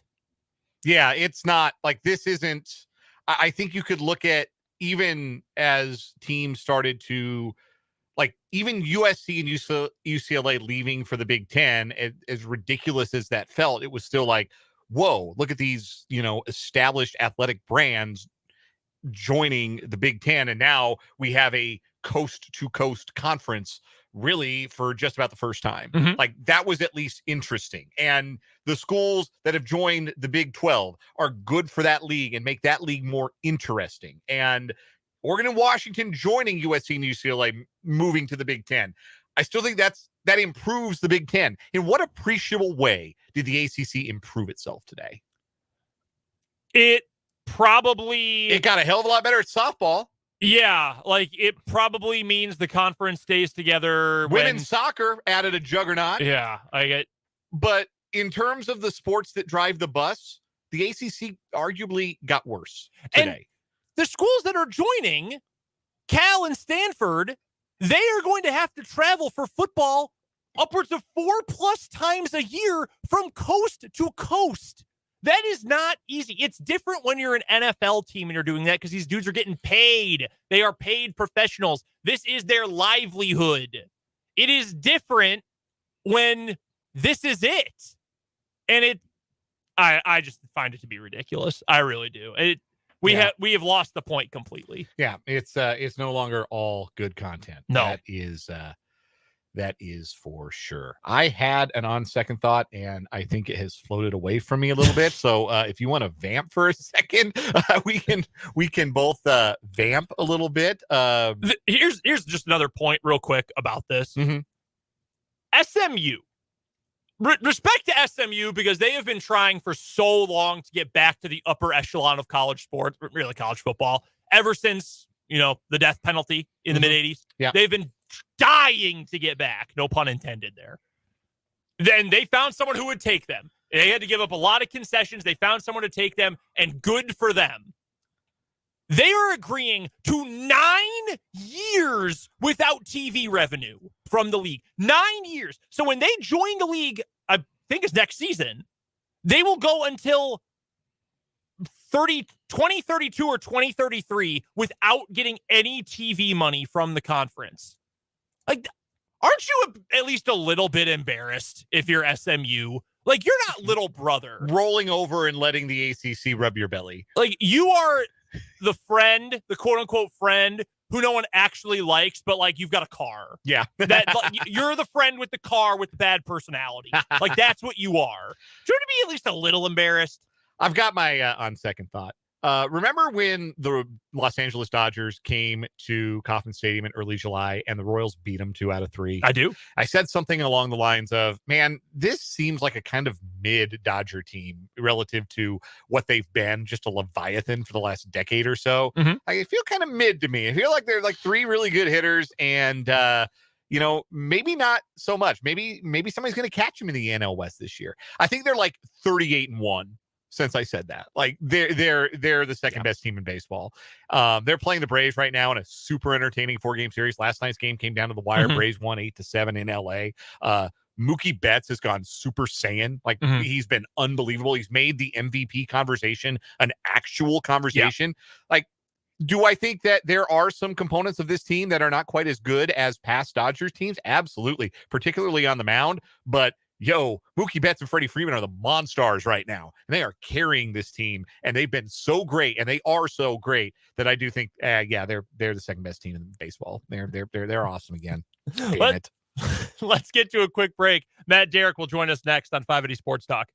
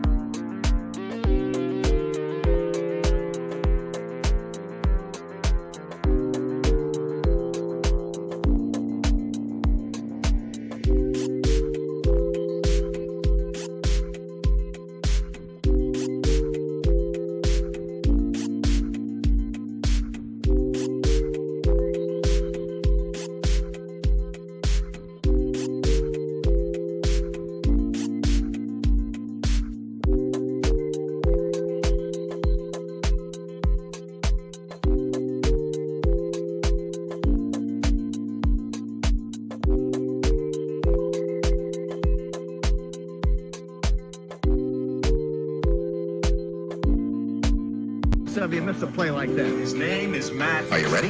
My name is Matt. Let's go. Let's go to Kansas City, where we chat with our good friend Matt Derrick from ChiefsDigest.com. It is our Chiefs Insider here on 580 Sports Talk, with Matt joining us on the Fleming Place Wine and Spirits Hotline. Make sure you go check out all of Matt's great coverage of the Chiefs at ChiefsDigest.com. Matt, we're 6 days away. It is finally almost here. How excited are you? I'm pretty excited. It's about time to finally get back at it for real. I mean, having college football last night was pretty cool. So we're ready to get at it. I mean, this is game week. Let's do it. Yeah, how'd you feel about your Missouri Tigers picking up a big win over South Dakota last night? That was about a typical Missouri football win. You felt pretty good about it, but at the end of it, you were like, is that all they won by against that team? But then it's what we do at Missouri. So if anybody can impress and underwhelm at the same time, it's my Missouri Tigers. Real quick, I don't want to stray too far from our main topic here, but I do have to ask. Drinkwitz can't stick with Brady Cook all season, right? Oh, sure he can. Absolutely. He's gonna ride Brady Cook as far as he can go. But why? And it doesn't matter what you say. There is no more 6-6 a quarterback in the country than Brady Cook. Respect. He gets to play for the team he's loved his entire life. I'm sure it means a lot to him, and I'm sure he loves that program in school more than anyone. But Matt, they had to game manage the offense against South Dakota at home in week 1. That should not happen. Yeah, I mean, there's no doubt. I mean, Brady Cook is a really cool story. He's a really good kid. You would love for it just to be a feel-good, awesome moment, but you keep looking at it and you're like, wait a minute. I mean, Sam Horn looks really, really good, and all of these rationalizations just don't seem to make a lot of sense. I mean, Eli Drinkwitz is just bound and determined for Brady Cook to be his guy, and you are not going to convince him otherwise, so don't even try. Speaking of quarterbacks, a perfect segue into a little roster talk for the Chiefs. They cut down to 53 players earlier this week, filled out the majority of the practice squad as well. How surprised were you, A, that the Chiefs ended up only keeping 2 quarterbacks on the active roster, and also the fact that they didn't even keep Shane Buechele on the practice squad? He ends up in Buffalo, and they keep Chris Oladokun instead. Yeah, I mean, it certainly was the foregone conclusion that no matter what the Chiefs chose, that Shane Buechele was still going to be around, whether he was going to be on the 53 or on the practice squad. And I mean, and that was under the assumption that he cleared waivers, that he would come back. I thought there was a reasonable chance the team might claim Buechele, but he goes unclaimed, and then once that happened, I kind of expect he'd be back. But I mean, at least the little glimpse that we got from Andy Reid today suggests that it was definitely Shane Buechele decision to move on, and I can understand that. I mean, he loses the number 2 quarterback job. They made it clear to him that Blaine Gabbert was going to be number 2. I'm not sure that he's going to be number 2 anywhere else, but I think going to Buffalo, it gives him a chance to compete. I mean, I don't think that the backup quarterback situation there is set in stone. And if I'm Shane Buechele, I also don't want to go to a terrible team. I mean, he goes to the Houston Texans. He might have to start in week 6. And I don't want to be starting for a team that, I've never run an offense for, never been in a practice for. I mean, yeah, I think it was in a bad situation, but it sounds like Buffalo wanted him. They were willing to maybe make it worth his while to go there. And, hey, I don't think there's any doubt. I mean, Shane Buechele wants to win. So I think if he's going to end up on a practice squad, he feels like he might as well be on a winning team practice squad, and he wanted to be somewhere where maybe he could play, and he just didn't feel like he was going to get that chance anymore in Kansas City. Outside of the Buechele situation, what was the most surprising keep and the most surprising cut of the week? Yeah, I mean, I think that there's no doubt to me that the most surprising keep was Cam Jones as the 6th linebacker. And it's not about Cam Jones. It's really just more about the 6th linebacker part. That's something the Chiefs don't typically do. And as much as we talked about them keeping 7 receivers, which is something they don't typically do, 6 linebackers, is a little bit more rare. In this case, it's to keep an undrafted guy. But they really like Cam Jones. They think there's a lot of upside there, and they were definitely concerned that they were going to lose him if they put him on waivers. As far as the cuts going, I think to me, outside Buechele, I would go with probably LaMichael P. Ryan. I thought that he had really made his case for being on the roster. I thought there was a reasonable chance that he would be on the 53. They were able to get the practice squad, so they've still got the depth there and the guys that they want. But I thought that, with the running back situation and the injuries and the injury history, I thought that they'd hold on to another guy, but they still were able to stack the room the way they wanted. Our guest is Matt Derrick, our Chiefs insider from ChiefsDigest.com, joining us on the Fleming Place Wine and Spirits hotline, as he does every Friday at this time here on 580 Sports Talk. Check out Matt's work at ChiefsDigest.com and follow him on Twitter at Matt Derrick. Matt, what was a bigger surprise? We keep talking about surprises when it comes to the 53-man roster because you have to talk about them in retrospect. If we could predict these things, they wouldn't be surprises to us. So what was a bigger surprise to you when the 53-man roster came out? Was it the 6 linebackers, or was it the only 3 running backs and only 3 tight ends? Yeah, I think it's still the 6 linebackers. That's and with Cam Jones, it's going to be interesting to see how they use him. Because Brett Veach will talk a lot about rostering guys, and just that being that you put a guy in the 53 that's a young guy, usually an undrafted guy, maybe a later round draft pick that you're just protecting to make sure you don't lose them. They did that with Najee Johnson last year. I mean, they were never really planning to play Najee Johnson, but some teams came looking for him off the practice squad, and they didn't want to lose him, so they put him on the 53. Never planned to play him. But then they put him out there on special teams due to injuries, and it turned out he was pretty good at it. So sometimes that works out for you.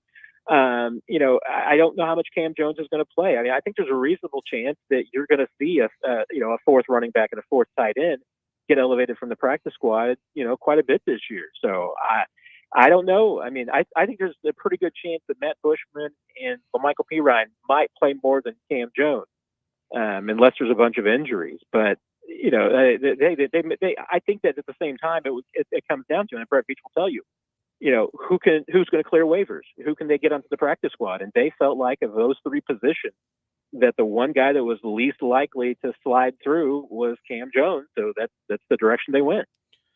The Chiefs made a couple of personnel moves in concert with trimming down to 53 men. They acquired a 4th-round pick from last year for a 6th-round pick, and a 5th-round pick from this year for the low cost of a waiver claim. I want to talk about Neil Farrell first, the defensive tackle out of LSU, drafted by Oakland in the 4th round last year, picked up by the Chiefs for a 6th-round pick. What do you see as Farrell's role, and what do you think the Chiefs saw in Farrell that made him a fit? Yeah, I think the biggest thing is just the physicalness. I mean, and the size. I mean, they were going for a prototype.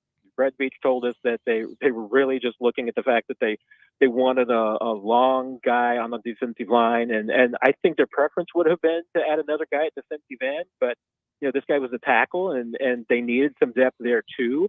But this is their prototype. I mean, he's 6'4", 320 pounds. That's a little bit heavier than they would want for a DN, but I mean, that's kind of in the ballpark that Chris Jones once was before he whittled himself down. So, maybe their plan is to get him to lose a little bit of weight and try and play him a little bit differently so that maybe he can become a every down guy and maybe be a bit more of a pass presence. But right now, I mean, they envision him as somebody who can be a little bit more of a run specialist, something on early downs and short yardage situations.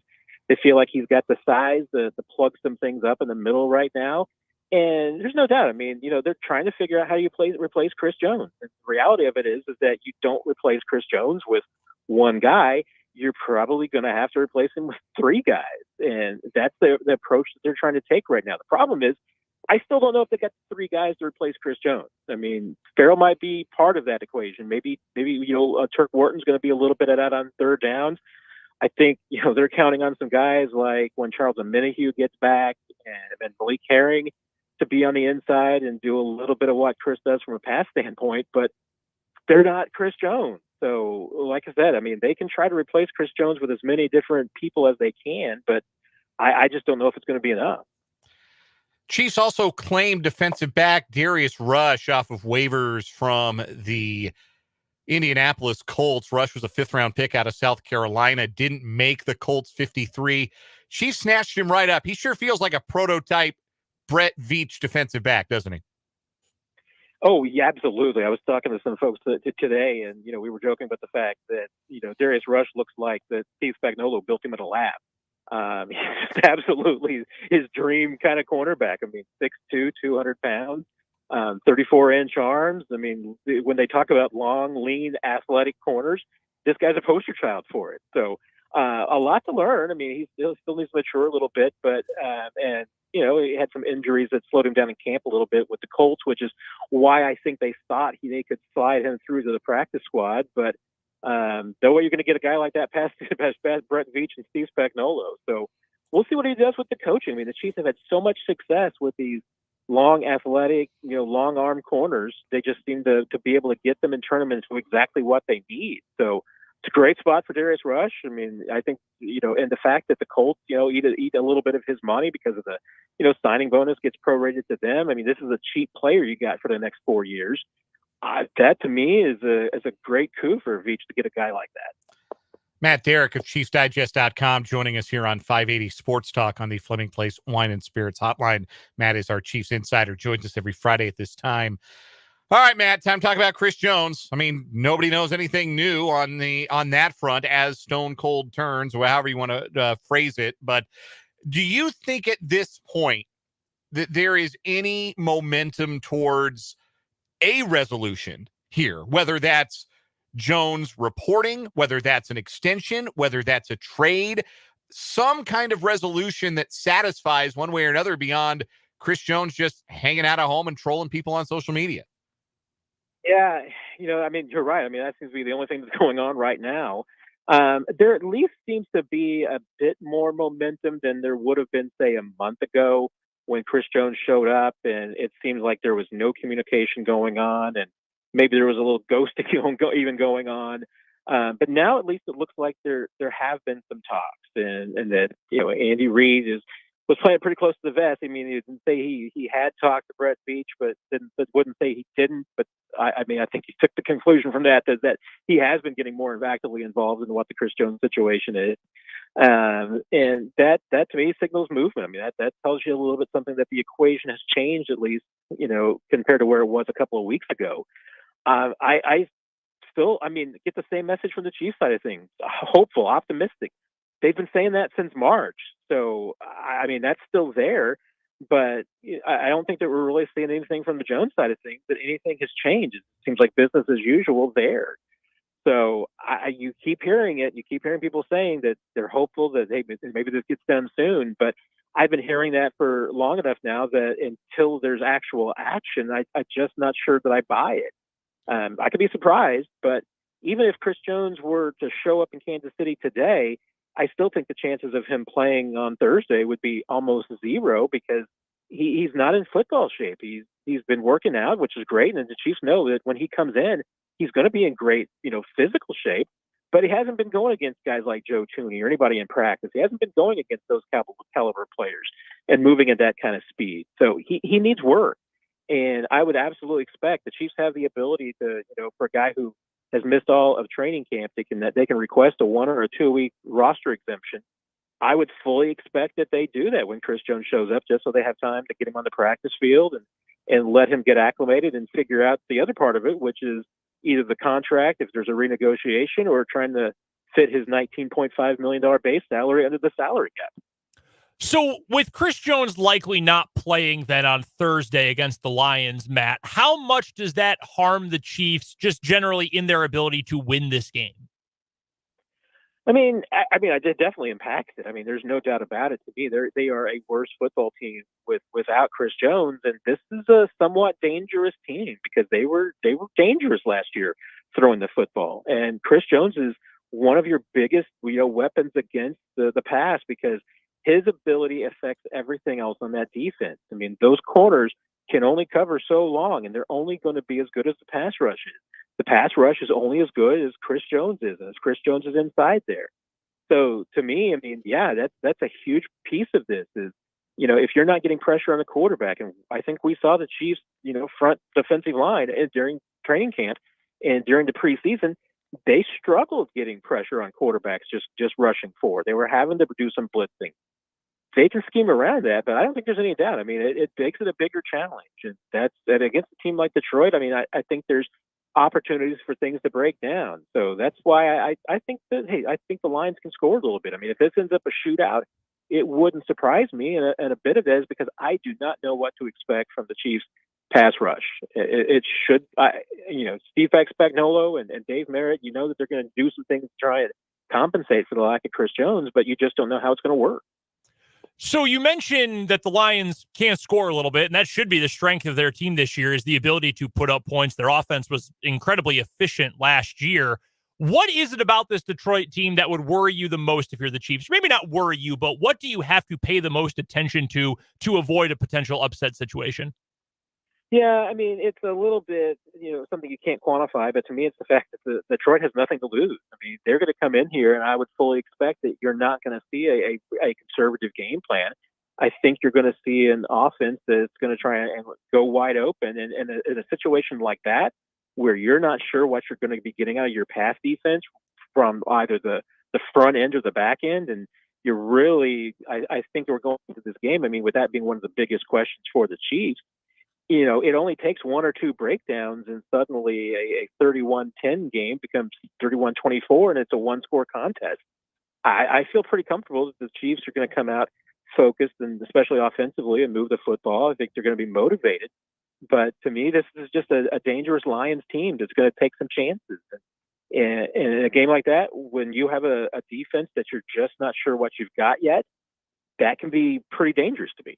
All right, what is your pick for this game? Usually we won't have you pick this far out because normally the Chiefs would play on a Sunday or even a Monday. But since we won't talk to you again before the kickoff on Thursday. Yeah, we'll talk to him Tuesday, won't we?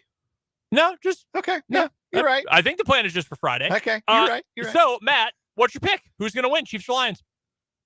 I can't go against the Chiefs. I've seen this show before. I know how tough it is on opening nights, and I remember what the Chiefs did when they went up to New England, and and this will be different from the last time that they defended their title because when they played the Texans in that home opener, it was COVID, so there was only 11,000 people in the stands. This will be different, and the thing that always stands out to me about that Chiefs game in New England was just how much pomp and circumstance went on with the celebration.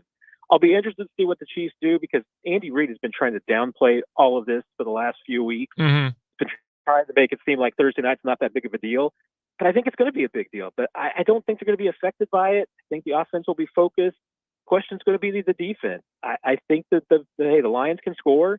I'm going with the Chiefs 38-17, but if this becomes a closer game and the Lions, score, it wouldn't surprise me. I love that prediction. I'm all over the Chiefs. I think they're going to end up winning big in this game. We always win big when we are joined, it's Friday for all of us, when we are joined by Matt Derrick of ChiefsDigest.com. He joins us every Friday at this time for our Chiefs Insider. Follow him on Twitter at Matt Derrick and go check out all of his great work covering the Chiefs at ChiefsDigest.com. Matt, we appreciate the time as always and enjoy the game Thursday. We'll talk to you next week. Sounds great. I appreciate it, guys. Take care. That is Matt Derrick joining us from ChiefsDigest.com. Let's get to a break for our national and local news. We will lead off the 4 o'clock hour with our college football picks of the week. Plus, we'll find our monthly champion in What Is Wrong With You. It's all next hour right here on 580 Sports Talk.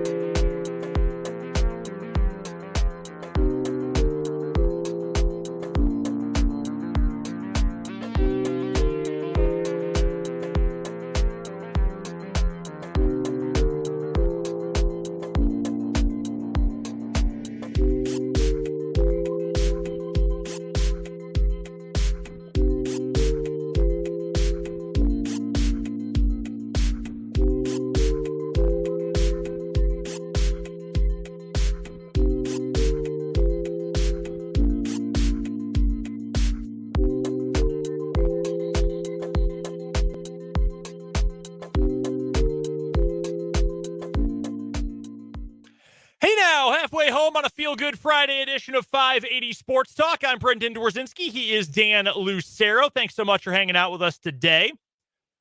Last show for a little while. We're off on Monday for the Labor Day holiday. So you'll get a 3-day weekend from us. We'll be taking a 3-day weekend as well. For some of you, maybe that's unfortunate. For some of you, maybe you're thinking, thank God for that. But one way or the other, we'll be back with a full show coming up on Tuesday next week. Obviously, plenty of Chiefs recap from KU and K-State this weekend and a whole lot more. Full guest list as well. That's coming up on Tuesday next week right here on 580 WIBW and 580 Sports Talk following a day off on Monday. Of course, thank you for listening on the air on 580 AM and FM 104.9 in the capital city, online at 580WIBW.com, and watching or listening via YouTube, where our channel, of course, is called 580 Sports Talk. Comment section's open. Text line is open as well, 785-272-9429. And we should also note, if you've missed any of the show today and want to listen back, head to the podcast page of our website. Again, 580WIBW.com. Just put your cursor right over the podcast tab. A menu will pop up, hit 580 Sports Talk, and that is where you'll find the hour-by-hour breakdown of the show from today and from every weekday. Should also remind you, a lot of sports going on our airwaves coming up this weekend. A lot going on everywhere. KU football plays tonight. That's not our game. But they are going to play tonight, 7 o'clock, taking on Missouri State. That game will be in Lawrence at the booth. Tonight, on our airwaves here, 580 WIBW, we will have Royals baseball as they have the first of 3 games this weekend against the Boston Red Sox. Normal start time for that game. Pre-game will begin at 6:30 following 580 Sports Talk overtime. Over on Country 106.9 tonight, 6:45 pregame, 7 o'clock kickoff. We've got the first Lewis Toyota high school football game of the week. A city showdown between Seaman and Topeka West, a couple of United Kansas Conference foes. West trying to break a long winning streak for Seaman in their head-to-head matchups. That is coming up again, 7 o'clock kickoff on Country 106.9. Yours truly, Greg Akagi and Dan, all on the call of that one tonight. And then tomorrow, along with Royals baseball in the afternoon, 6 o'clock kickoff for Kansas State football as they open the season against Southeast Missouri State at the Bill. 4 o'clock pregame, all that action right here on the Sports Voice of Kansas and your home for Wildcat Athletics, 580 WIBW. This hour, we'll finish off the housekeeping here, I promise you. We'll get to our college football picks of the week here in just a second. We've got our August championship. I know it's September 1st, but it's our August championship of What Is Wrong With You.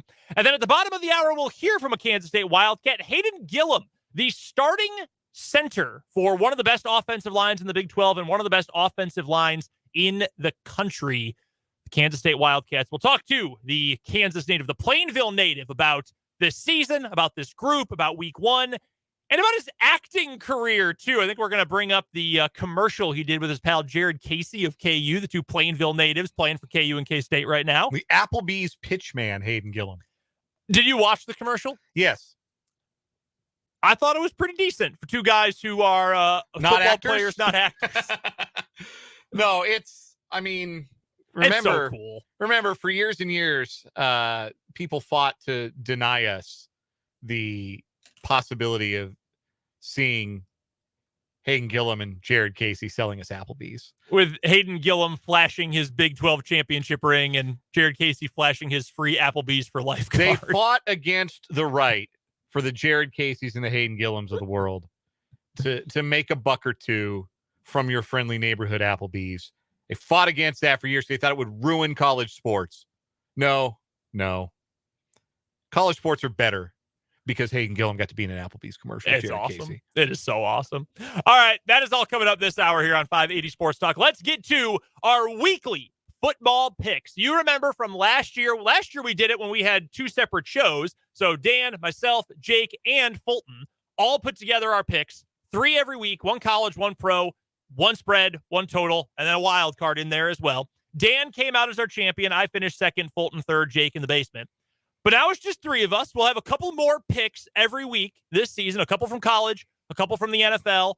We'll still throw in that wild card pick, whether it's a total, a spread, a prop bet, whatever. And we'll make our picks every single week, and we will try to come up with a champion by the end of the NFL season, since its regular year ends after the college regular year. But because we don't have any NFL games this week, it is all college picks. 3 college football picks for all 3 of us. We took 2 spreads, and then the third one could be anything. Dan and I took a total, an over-under. Jake took a prop bet. I kind of like Jake's prop bet. So let's start with Jake since he's not here. Yeah, we can just talk through Jake's last place Laban. So now we've got, in the last couple of weeks, we've added Jock Laban and now last place Laban to the nickname. He can't defend himself. He's not here today. No, he can't. He's powerless. All right, so Jake's picks this week. The biggest game he's got, North Carolina in Charlotte, covering the spread against the South Carolina Gamecocks. 2.5 points for North Carolina in this one. I almost took South Carolina money line in this game. A little bit of a risk. North Carolina's got second best quarterback in the country in Drake May. And you are a bit of a Gamecock honk. Little bit of a homer. I really like what the South Carolina team is building, though. I really like Shane Beamer as a head coach. I think when he took over play calling responsibilities last year, that changed their offense for the better. It changed Spencer Rattler from the better because he went from, this is who he became his second year at Oklahoma, and it is what it is, to, okay, it's very structured, but you can see why he was such a hyped prospect coming out of high school. Their defense is iffy. I will say that. It is iffy, but I think a little bit better than last year. Next time North Carolina wins a big game under Mac Brown is going to be what, the first? Like, I like Mac Brown, and I like Drake May, and I like a lot of the talent on North Carolina. Drake May is really good. They don't ever win meaningful games. And they got to replace a lot on defense. A lot of defenders. And a lot of playmakers, too. I don't have this game in my picks, and that's one of the high-profile games Saturday night, I believe. I think that's the ESPN game. Yeah, I think that's the Fowler-Herb Street game Saturday night.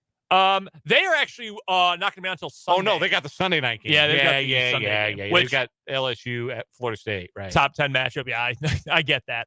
But yeah, so Jake's got North Carolina as the favorite, covering 2.5.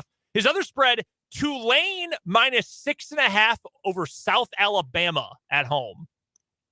The USA. Jake picking against the USA. Yes. Anti-American Laban. University of South Alabama, if you don't get the joke. Of course. Tulane's a top 25 team. Bid on what they accomplished last year. And the quarterback who's Michael Pratt. Yeah, Michael Pratt's back. That's exciting. Ty J. Spears is not back. He has going to be hard to replace. Tulane probably should win this game. South Alabama, not too bad. This was one of Scott Van Pelt's underdog picks this week. Yeah, MVP on his winners. He went with the good old US of A, University South of Alabama. USA. He went with South of Alabama, University of South Alabama. Yeah, he went with the Jags plus 6.5. Yeah, I don't know enough. I don't have a good enough feel for what Tulane's going to be this year to have any appetite to touch that line. I love South Alabama's head coach, Kane Womack, stud. He will be coaching in the Power 5 at some point. Really, really like him. You could have told me that Kane Womack had a top 10 country hit in the United States right now, and I would have said, yeah, absolutely. Yes, the Kane Brown, Leanne Womack crossover, literally no one ever asked for that or would ever want. That we didn't know we needed because we don't need it. Jake's wild card pick of the week, Michigan running back Blake Corum, over 79.5 rushing yards versus East Carolina. So they're going to pave East Carolina. Yeah. And so the bet is basically how many carries is Corum going to get? Like, are they going to play him a bunch? I kind of think that they'll get him over the century mark if they can. Like, they're not going to force it, but they want him to have a nice looking line because I think he's going to be their Heisman candidate this year. I think he would have won it last year if he had been healthy for the Ohio State game. And he had made at least one of the long touchdown runs that Donovan Edwards made. Would have been a Heisman moment. Yes. I think he would have won it. I really, over Caleb. I think he would have. Interesting. Because Caleb went out sad. He got hurt, but he went out sad in that Pac-12 championship game. I know a lot of the votes are in already at that point, but yeah, I don't know. I think he would. I think Blake Corum had a real shot if he would have been healthy for the Ohio State game. And so I think Michigan gets his Heisman candidacy off to a good start. I think they'll be intentional about making sure he gets enough carries to have a chance to fill the stat sheet. Of course, Jim Harbaugh's not coaching. We know that. Sharon Moore, the offensive coordinator, is not part of this game either. He's serving a one-game suspension. So I don't know what the mindset, what the mentality, what the play calling necessarily is going to look like. It could very well be 2 carries, 65 yards, 1 48-yard touchdown, and then they put the Ferrari in the garage the rest of the afternoon. That's the risk, but I think I still like Jake's bet here. I like it too, because if I was Michigan in this situation with my rotating cast of guest head coaches, I would just hand the ball to Corum the entire first half. Simple stuff for McCarthy. Hand the ball to Blake Corum. Get him to 100 yards and 2 touchdowns by halftime. Game's already over. You're going to cruise in that contest. So I actually like that from Jake. I don't think East Carolina is particularly good. No, I don't either. Either. No quarter. Your picks for this week.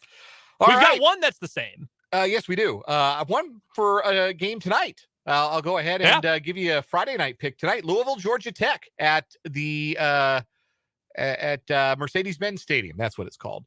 It has an alternate nickname. I'm not going to call it that. It looks like a particular body part of Megatron's, and I'm just going to leave it at that. Anyhow, tonight, so it's a bit of a home game for Georgia Tech because the game is in Atlanta. It's Jeff Brom's first game at the helm of the Louisville Cardinals. He's come back to his alma mater in his hometown. Louisville laying 7 in the hook. I know it's a new coach and a new system, and they've got a lot of new players this year at Louisville. I just think Georgia Tech is so bad that Louisville should have a significant talent edge and win this game going away. I think they win it by at least 2 scores. I think the talent edge helps Louisville for sure. I think Jeff Brom is a very good coach who won plenty at Purdue, which is a harder place to win than Louisville, which I think is a big plus for Jeff Brom and for Louisville in this game. The other thing, I'm not writing off Brent Key, the head coach of Georgia Tech, who took over that job from Jeff Collins early last season and did a decent job. He went 4-4 in 8 games without a lot of talent because Collins could not recruit. You need someone who is really good at recruiting something to get kids to Georgia Tech because it is a tough place to recruit to. It's like the 12th most popular school in Atlanta, if that. Okay, so it's hard to get kids there.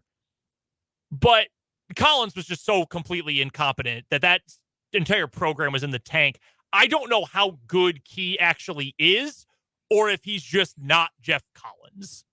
I'm really not sure. But then again, Jeff Sims was his quarterback last year, and I watched Jeff Sims play last night, and it was not exactly sunshine and rainbows. No. So maybe he is really that good, but I'm with you on Louisville. I think they're the better team this year. So Louisville laying 7.5 against Georgia Tech, even though it's a virtual road game, despite being at a neutral site, I think Louisville takes care of business tonight.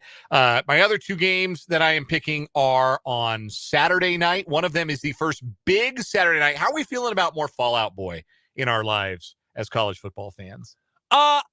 Listen, I don't love it because I'm not a big Fall Out Boy guy.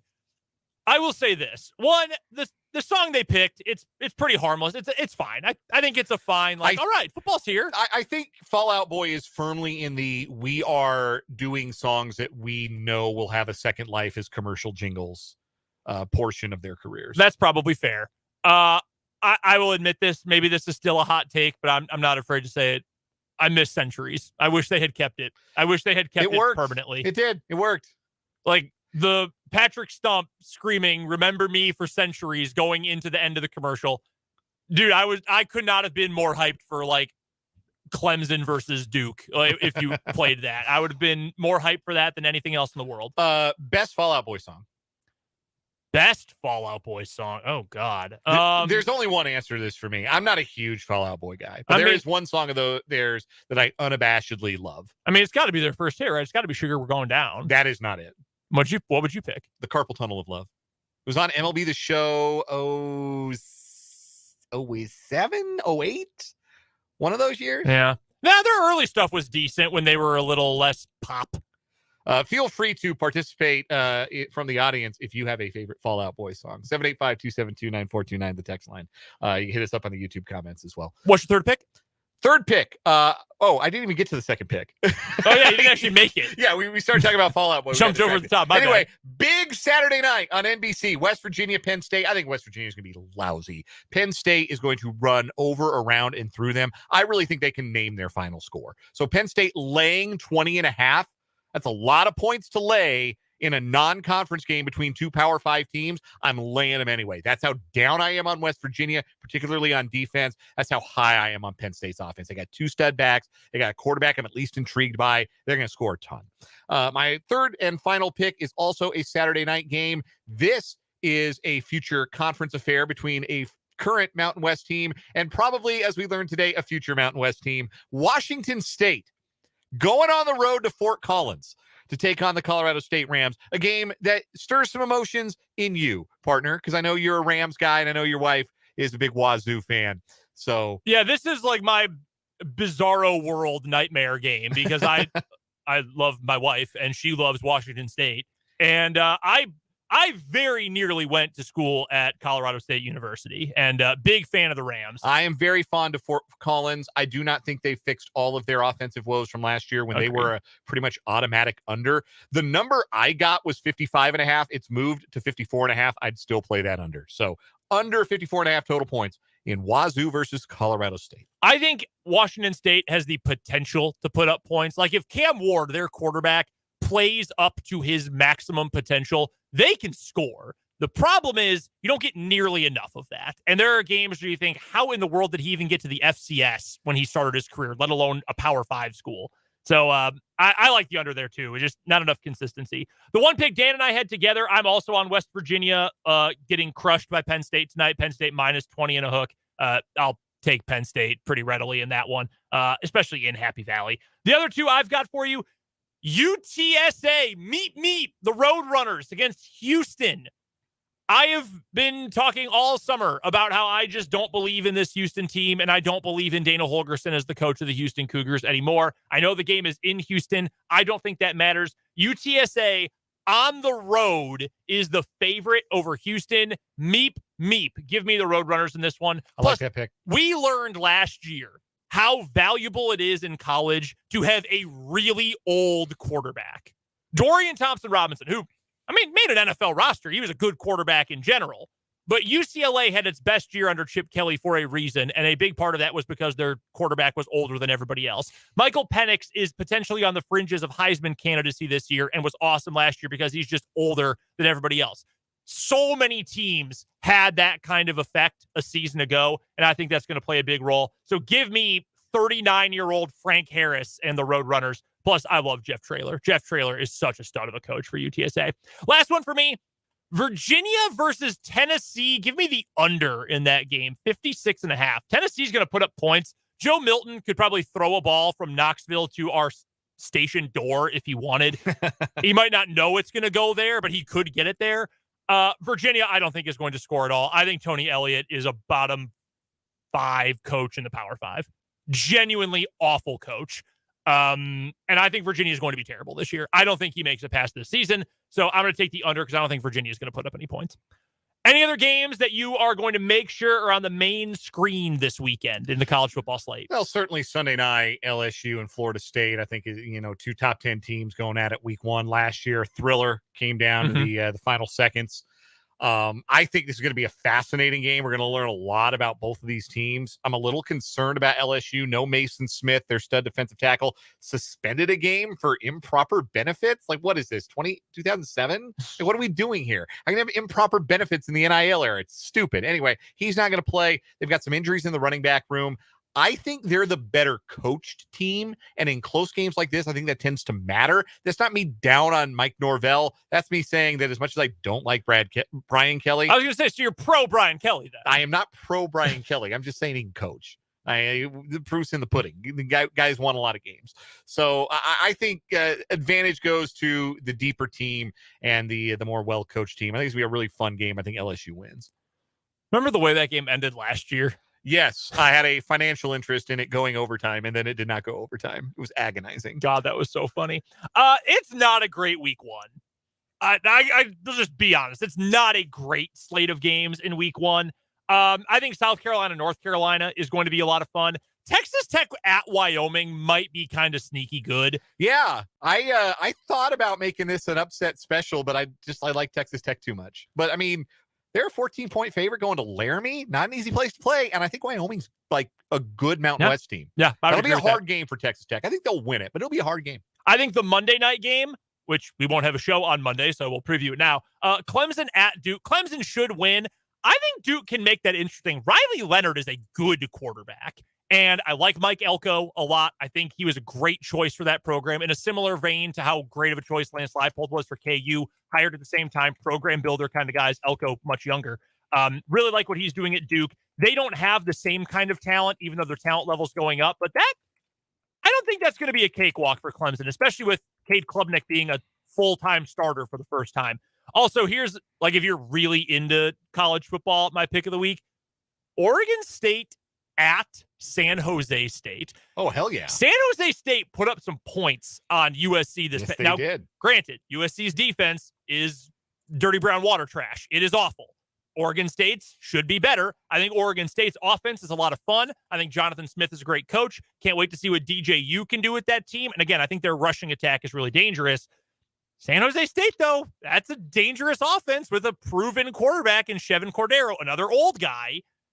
I think that's going to be a fun one. Oregon State's favored. They'll probably win. They're a top 20 team in the preseason AP poll, but don't be surprised if San Jose State messes around a little bit and keeps that close.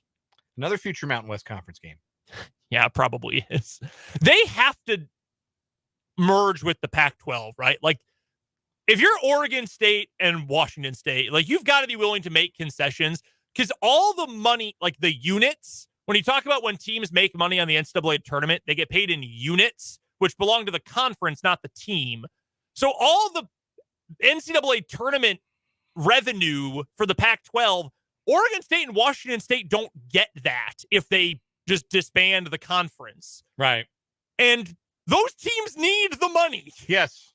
So I feel like the Mountain West has got to be willing to say, okay, just make us the Pac-12, right? Yes, we're the Pac-12 now.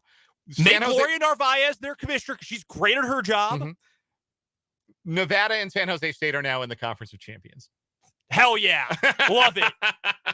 Yeah, although then again, Bill Walton on a cold night in Reno might be just asking for danger, if we're being completely honest. Those are our picks. We'd love to know your favorite picks as well. Send them in on the text line, 785-272-9429, or you can hit us up in the YouTube comment section, our YouTube channel called, simply enough, 580 Sports Talk. We have a break to get to, but when we come back, we will name our August champion in What Is Wrong With You right here on 580 Sports Talk.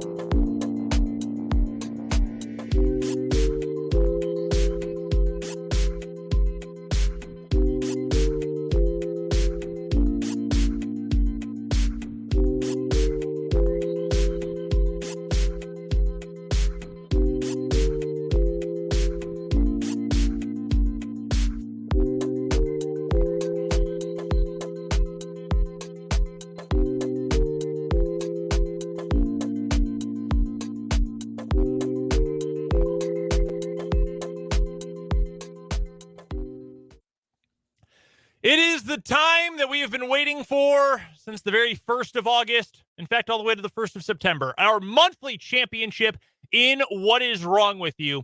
I will be honest. I don't think this was an all-time strong month overall for What Is Wrong With You, but I do believe that the two best stories would hold up in any month. And I believe we got the two best of the best for the entire month for today. For sure. The oblivious boyfriend and the meth-fueled self-baptism. Before we get to our two finalists, I want to remind you that What Is Wrong With You is brought to you by Top City Metal Supply, who cuts the metal you need to your specifications, which saves time, money, and material. Never settle when it comes to your metal at Top City Metal Supply on South Topeka Boulevard, halfway between Frito-Lay and Forbes Field. Our two stories. We'll each describe one. I will let you go first with the oblivious boyfriend. The oblivious boyfriend is a gentleman from San Antonio, Texas, who earlier in August was asked by his girlfriend to meet her at a nearby gas station off of Culebra Road in San Antonio around 11 p.m. on a Sunday night. And when he got there, he did see his girlfriend, but he also saw a whole bunch of dudes with guns pointed at him, aiming at him, firing at him, and somehow he emerged unscathed. He was able to get away without being nicked, grazed, wounded, or worse by a bullet. And he got away clean. What a relief. 4 hours later, 3 a.m. on a Monday, his girlfriend asked him to meet her at her house. Now, I don't know about you, but if my significant other tried to have me murdered and I got away, fortunately, I would not show up at her whim 4 hours later at her home, where I'm even more of a sitting duck than if I'm just outside at a gas station. But no, our oblivious boyfriend, well, that's why we call him the oblivious boyfriend, because he showed up and there were more men there with more guns pointed, aimed, and firing at our protagonist. This time he was hit, but fortunately did not suffer any serious injuries. At last report was in stable condition immediately following the incident.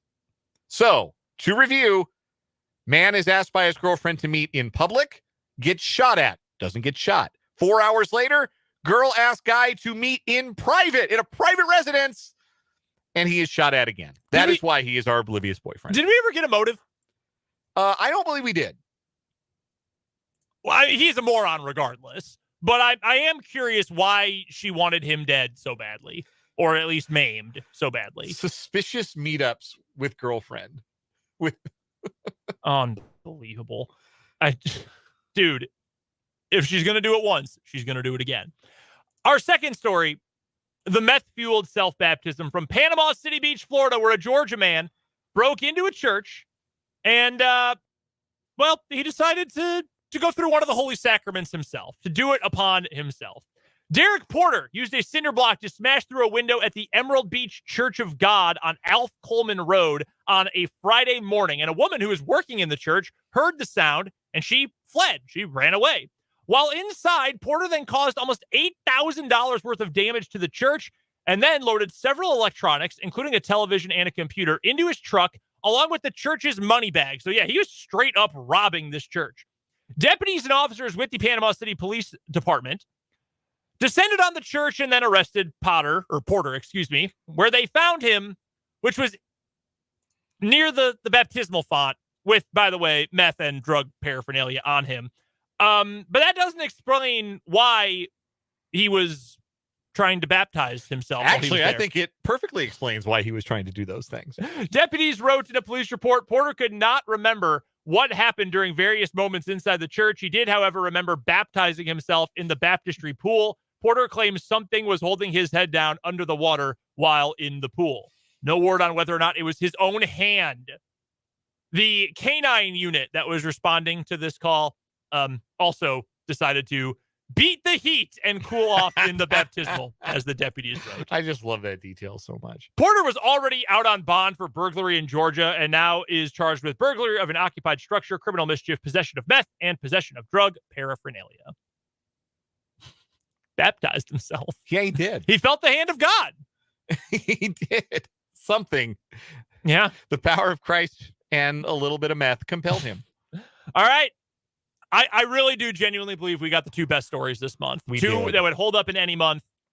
Who's your vote? Really, really good stories. Man, I hate picking between these two. as much as I love the meth-fueled baptism, again, we've got a reason for his behavior. He was on meth. He was doing drugs. He was on meth. Mind-altering substances compelled him to baptize himself and also help himself to the money bag at the church. We don't know what our oblivious boyfriend was on. Maybe nothing. When he decided that, hey, you know what? That was 4 hours ago when my girlfriend tried to have me killed. I'm sure she won't do that again at a much more private place where I have much less room to evade more gunfire. Mm-hmm. I'm willing to forgive and forget. Let bygones be bygones. And I'm going to go to her house at 3 a.m. I got the you up text and I can't say no. That man has it bad. Yeah, no kidding. Lucky he lived through this. It's a really funny story.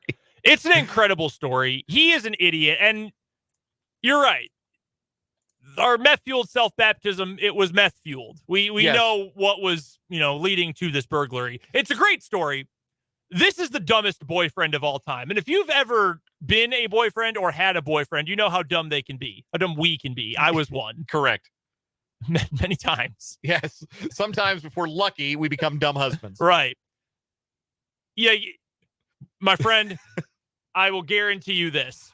It cannot be that good. No. There's no chance it is that good. It never is. It is not worth getting shot over. You can find better or at least equal. That's my winner. And I missed this story when it first debuted. It was you and Kyle who brought this story to the table, and I really feel like I missed out, but I'm glad this is our champion. It is deserving of the championship spot. Advancing on to our end of year Tournament of Champions. The oblivious boyfriend is our champion for the month of August in What Is Wrong With You? Brought to you, as always, by Top City Metal Supply. Metal cut to order when you need it at Top City Metal Supply. Shout out to the text from the 785. That dude was on the strongest drug of them all. Love. Great text. Yeah, Great that's text. true. That is a very fair point. Coming up on the other side of this break, we've got Hayden Gillum, the starting center for Kansas State football. He is going to join us. Don't forget, we should also note, before I forget, go check out at 7 o'clock tonight, Country 106.9, our first Lewis Toyota high school football game of the year, Topeka West versus Seaman. It's a football-filled weekend. K-State tomorrow. KU plays elsewhere tonight. A lot of football to get to. We'll talk to K-State Center next here on 580 Sports Talk.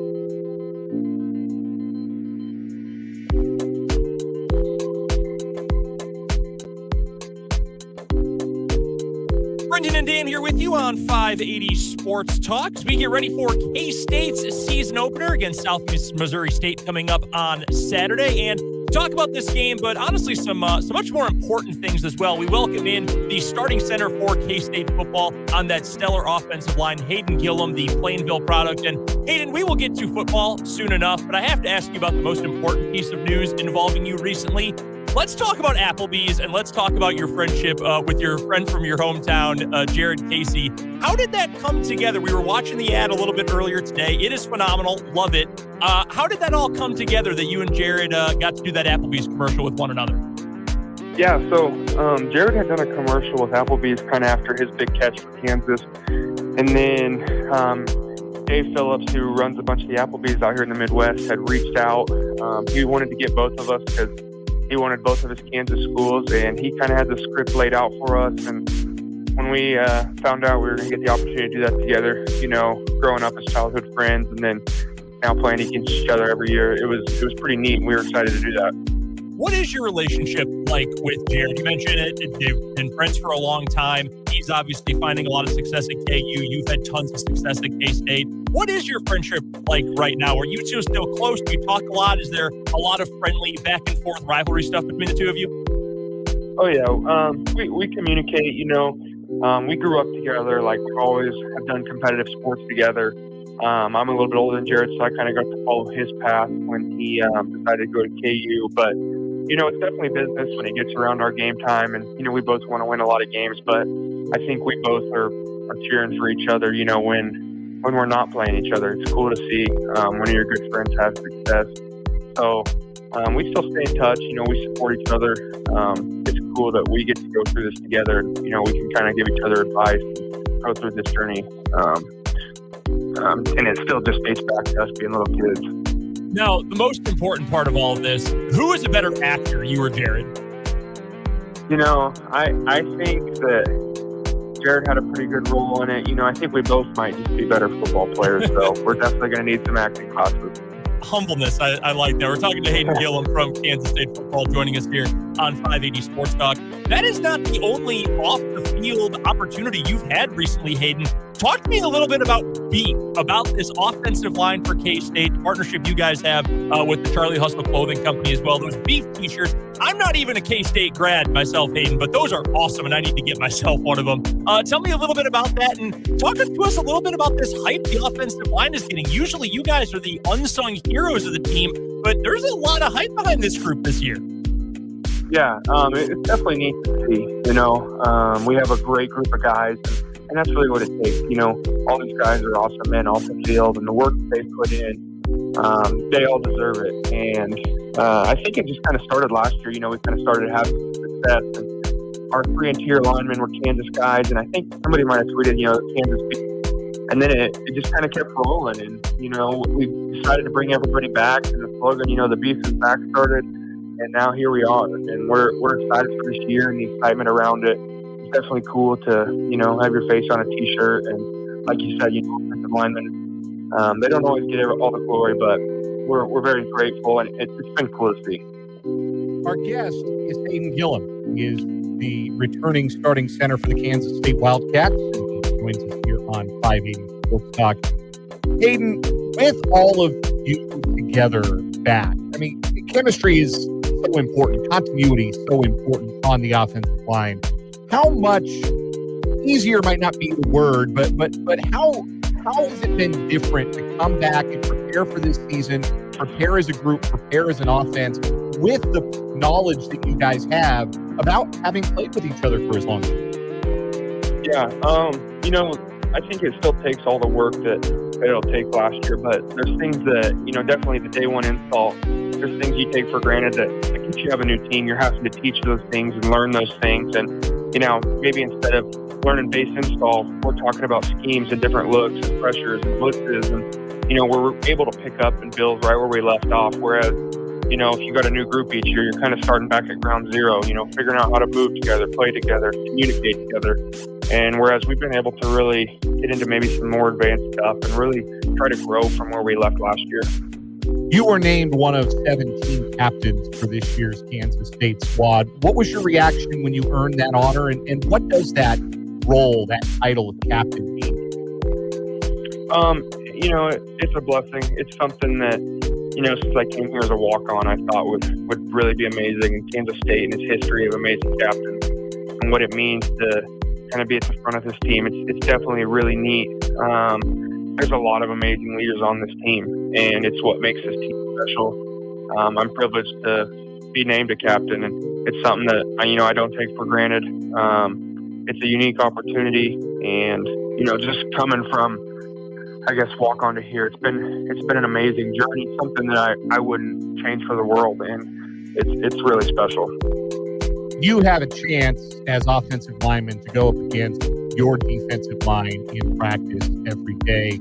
Tell us a little bit about going up against that group. How much talent is there on that defensive line, particularly in the interior, the area you're maybe most intimately familiar with from practicing against? Yeah, it's a war every day, and camp gets chippy and it gets hot, heated. You're kind of going at it, and then you come out of camp and you're like, man, finally we get to be on these guys' team. When you prepare like that every day and you have that competition, it definitely makes Saturdays easier. I remember thinking back to last year that, we practiced against the best team every week. The best team wasn't who we were playing on Saturday. It was the team that we played Monday through Thursday in our own stadium. And that's something that we pride ourselves on. Iron sharpens iron. And that's really the approach that we take. We're going to make it as hard as possible while we're training so that when it comes to putting on the show, it's a lot easier. You're a veteran offensive line, as we mentioned earlier, a tight-knit group. But, of course, as on every college team, there are younger players that are hoping to learn from you guys and come up behind you and one day have the same kind of success and playing time that you're getting to experience. What's your view, your veterans, captain's eye view of the young offensive linemen on this roster, the up-and-comers, and what kind of potential do you see in them?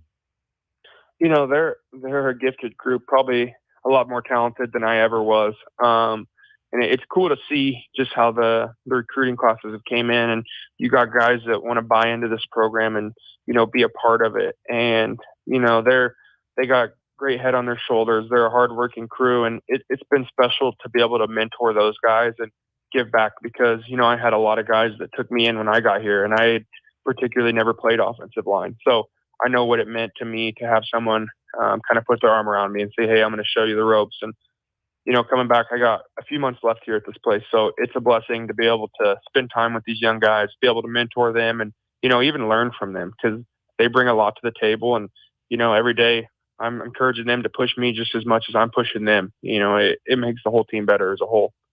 Kansas State starting center Hayden Gillum is our guest here on 580 Sports Talk as K-State gears up for its season opener against Southeast Missouri State coming up on Saturday, a game you'll be able to catch right here on 580 WIBW. You mentioned, Hayden, growing up not playing offensive line, that is something you transitioned to. What is that like? I mean, we can hear stories from the NFL, college football, high school, whatever, about guys who maybe they play wide receiver but switch to defensive back or vice versa, or running back to linebacker. But what is it like transitioning a little bit later on to becoming an offensive lineman? What are some of the unique challenges that come with that kind of move? Yeah, I think I definitely took it for granted before I played offensive line, how challenging it was and how gifted these other offensive linemen really are. When I first came here, I was any way I could get in the door. I was underweight, and I was just looking for an opportunity. I was on the defensive line, and then they gave me a shot at the offensive line. I took it, and here I am. 5 or 6 years later. It's been a long learning curve, and Coach Riley has made that about as smooth as possible. He took the time to teach me and develop me, and it's a testament to him and what he can do. There's a lot of challenges playing it though at this level, and the footwork and the knowledge of the game and understanding how it all works. There's a lot to it that I think maybe fans and people wouldn't know. So it's a unique position. It's really rewarding, but I'm very thankful that I did make the move to offensive line. Obviously, there's a lot of consistency back with you guys on the offensive line this year. You'll be snapping to the same quarterback that you did for most of last year, and Will Howard, who you've been with for quite a while now. And some of the backfield is the same, too. DJ Giddens has been around, another Kansas kid. He'll be back in the mix this year. But Deuce Vaughn is who you were blocking for as the main running back for this K-State team over the last couple of years. He was an All-American. He's one of the best players in program history. He's now off to the NFL. What have you learned so far? And I know we're still waiting for game number 1 of the regular season, but what have you learned so far about the differences between blocking for a Deuce Vaughn in the running game and blocking for a Treshaun Ward in the running game? Yeah. Deuce is special. Deuce is somebody you'll never be able to replace. He's a unique player that, they only come around so often. But the same thing with DJ Giddens and Treshaun Ward. It's what makes them DJ Giddens and Treshaun Ward. They are made uniquely how they are, and it's what makes them special and their game special. They add something that maybe Deuce couldn't add, or, Deuce might have had something they didn't, but it's really what makes them the player who they are. Like I just said earlier, DJ and Treshaun, they really complement each other in their game, and I think they'll be a great package and a great pairing together, and some of the stuff that people will get to see on Saturdays from them is going to be really neat. Looking forward to this Saturday, then, Hayden. We'll get you out of here on this one. Actually, looking forward to this game coming up against Southeast Missouri State. A lot of times, folks in the media or fans or whoever, they look at these games and say, hey, it's going to be a blowout. They're not even going to, put this game on cable. It's going to be on ESPN Plus. Who cares about this matchup? But this is a Southeast Missouri State team that made the FCS playoffs a year ago. So what are some of the things you guys are kind of focusing on this week to get prepared for this game? And what are some of the things you think you need to really focus in on just to get in the mindset to get back into that midseason form as you take on the Red Hawks this weekend? Yeah. Thankfully, our coaches came from FCS, and they beat a lot of Division I FBS teams while they were there. So it's definitely never an instance where they let us lack or overlook somebody. They're really big about the process. The way I prepare this week's the same time I'll be preparing on week 7 for whoever we're playing. So for me personally, it's diving into the game plan, understanding my fits, understanding the pictures, knowing my calls so that I can help our offensive linemen and, our run game and protections work as effectively as possible. So we're really big on just, being process oriented rather than, looking at so much the name of the team we're playing or where they come from. We try to keep everything really routine in our preparation so that we can get consistent results on a week in and week out basis. Obviously, the most important part of game prep, the music. What are you listening to hype up? You get one song before you're going to run out of the tunnel with the rest of the team, take the field at Bill Snyder Family Stadium. What's that last song you hear in your ears? I think every time I come out, I don't listen to a ton of pump-up music. Just being the center, I try to stay calm and keep my mind clear as I'm doing a lot more mental work. But every time I come out of the stadium, I can't help but think of like the old K-State, maybe Crazy Train or Proud of the House We Built. This place is special. And those songs both bring back memories each time they play from when I was a little kid to my time here playing. So those are 2 songs that I think are kind of K-State staples. I love that. That is the sign of a man who is K-State through and through. The starting center for the Wildcats, Hayden Gillum, joining us here on 580 Sports Talk. He and the rest of the Cats will take on Southeast Missouri State coming up tomorrow. Kickoff at 6, a game you'll hear right here on 580 WIBW. Hayden, thank you so much for the time, man. We appreciate it. Best of luck this weekend against SEMO, and best of luck throughout the season. Thank you. Go Cats. That is Hayden Gillum, Plainville's own, K-State's own, starting center. The man in the middle of all that K-State beef. Speaking to Brendan and I earlier this week, we appreciated his time and him joining us here for 580 Sports Talk. That's going to do it for this 4 o'clock hour of the program. Yours truly flying the plane solo the rest of the way. Jake LeBon is off today. He'll be back with us Tuesday. Brendan is off to Siemens Stadium for high school football, our Lewis Toyota High School game of the week. Week 1 tonight at Siemens as they host Topeka West. So Brendan is off for that. So it's just me hanging out with you for the rest of today's edition of 580 Sports Talk. But we're going to have a good time. We've got plenty of headlines to get to on a day where more realignment dominoes fell in college sports. We are going to hear from Andy Reid, the head coach of the Kansas City Chiefs. He spoke to the media earlier today. We'll play you his remarks in full. We'll also look ahead to tonight's high school action, Saturday's college football action, and so much more. So hang out with us, whether you're on the video, whether you're listening online, or whether you're listening terrestrially. We got one more hour of 580 Sports Talk, and it's coming up after this break in the national and local news.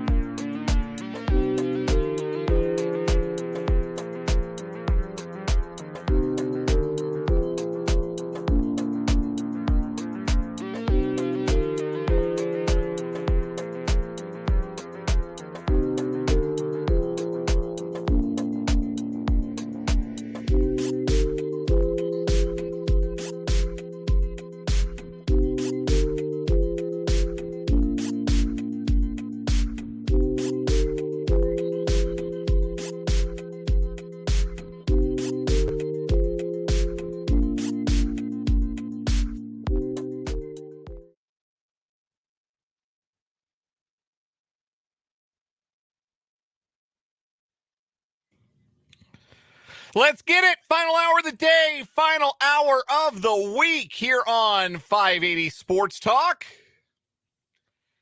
Dan Lucero solo for this final hour of the day. Jake LeBon somewhere north of here, and I guess Brendan Dworzinski is too. Jake's on vacation. He's much further north. He's taking a little Labor Day sabbatical, long weekend, getting to take the longer long weekend. And Brendan Dworzinski's north of here too because he's at Seaman High School. He's getting set for our first Lewis Toyota High School football game of the week this year as Seaman hosts Topeka West. You can hear that game tonight over on our sister station, Country 106.9. They will have the broadcast. It'll be Brendan on the call, Greg Akagi with him in the booth, yours truly on the call as well. And we will get things started tonight at about 6:45 with pregame coverage. You'll hear from both head coaches. And then we'll have the kickoff from Seaman Stadium, Don Pierce Field, at 7 p.m. sharp. Debut for Topeka West head coach Trey Parker. Seaman, bit of a disappointing 4-4 last year, and they're hoping to have a bounce back year under their head coach Jared Swafford. So that's our first Lewis Toyota High School football game of the week. So that's everybody accounted for. That's why I am the only one behind a microphone for this final hour of the show. But we're going to have a good time together, and you are invited and encouraged to be part of the discussion, whether you are listening and want to use your phone to text in a thought to our text line, which is 785-272-9429, or if you are in the YouTube comments and want to drop a line in there, you can find us on YouTube today and every day, streaming our live show, youtube.com. Channel name is 580 Sports Talk. That's easy to remember because it's the name of the show. Just search for 580 Sports Talk. That is our channel name, and you can subscribe to it. We appreciate all who subscribe. You can watch along with the show live or watch back the archives of past shows. Or if you're just tuning in, you can rewind the live stream. You can go back to hour 1 where we previewed the Denver Broncos with Zac Stevens of DNVR. Or you could rewind back to hour 2 where we had Matt Derrick on the program, our Chiefs insider from ChiefsDigest.com, where you can rewind to last hour and hear who we crowned as the August champion of What Is Wrong With You. Or you can just hang out with the live show here for the final hour and go back and watch all the rest later. But we appreciate all of you who do turn in. And Mark, very nice of you to say about my hat, my Colorado Rocky hockey hat that I am wearing tonight on the live stream. Appreciate that. Very nice. Anyway, final hour of the show. We're going to hear from Andy Reid in a little bit. Andy Reid spoke to the media earlier today. His press conference, such as it was actually a Zoom call today. So we did hear from Andy Reid, some comments regarding the Chris Jones situation, some comments regarding the injury situation. He spoke for close to 10 minutes. We're going to play those remarks for you and talk a little bit about that. That's coming up later on this hour. Also preview the football weekend as much as we're able later on this hour as well. But we start the 5 o'clock hour, as we always do, with our 580 Sports Talk headlines. We start with the big news of the day that may have happened while you were sleeping. The ACC made it official. Starting with the 2024-25 season, they will add Stanford, Cal, and SMU as new members. That will bring them to 17 football playing members and 18 members overall. You'll note, of course, that Notre Dame participates in the ACC in every sport but football. This was not a unanimous vote. In fact, when the conversation happened previously, these three schools did not have the votes to join. And last night, the University of North Carolina put out a statement which they basically said, look, we're going to vote no. Whenever this comes up again, we are strongly united in our decision that we should not expand as a conference, or at the very least, not expand to include these three members. Clearly, they knew something was coming, and they just want to get out in front of it and say, hey, look, don't blame us. This isn't our fault. This latest bit of conference realignment, don't blame the Tar Heels. We voted no. It sounds like it was their in-state rivals, North Carolina State, who changed their vote and flipped from a no to a yes. And that was the vote that Stanford, Cal, and SMU were short about a week or two ago when this came up for vote the first time. So anyway, Stanford, Cal, SMU joining the Atlantic Coast Conference. In a statement, Commissioner Jim Phillips said, in part, we are thrilled to welcome 3 world-class institutions to the ACC, and we look forward to having them compete as part of our amazing league. Cal, SMU, and Stanford will be terrific members of the ACC, and we are proud to welcome their student-athletes, coaches, staff, and entire campus community, alumni, and fans. Some other notes from this, and not all of this is completely set in stone as to what it's going to look like logistically to have the Atlantic Coast Conference include schools in Berkeley and Palo Alto and Dallas. But the reason this worked for all parties involved on the ACC side is that Cal, Stanford, and SMU are willing to forfeit a lot of money just to join the club.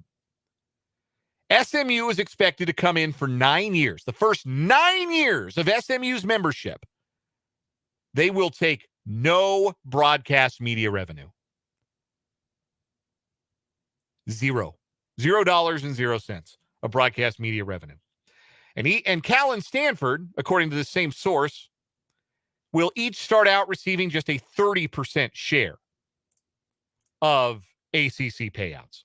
That money being withheld is expected to create an annual pot of revenue between $50 million and $60 million.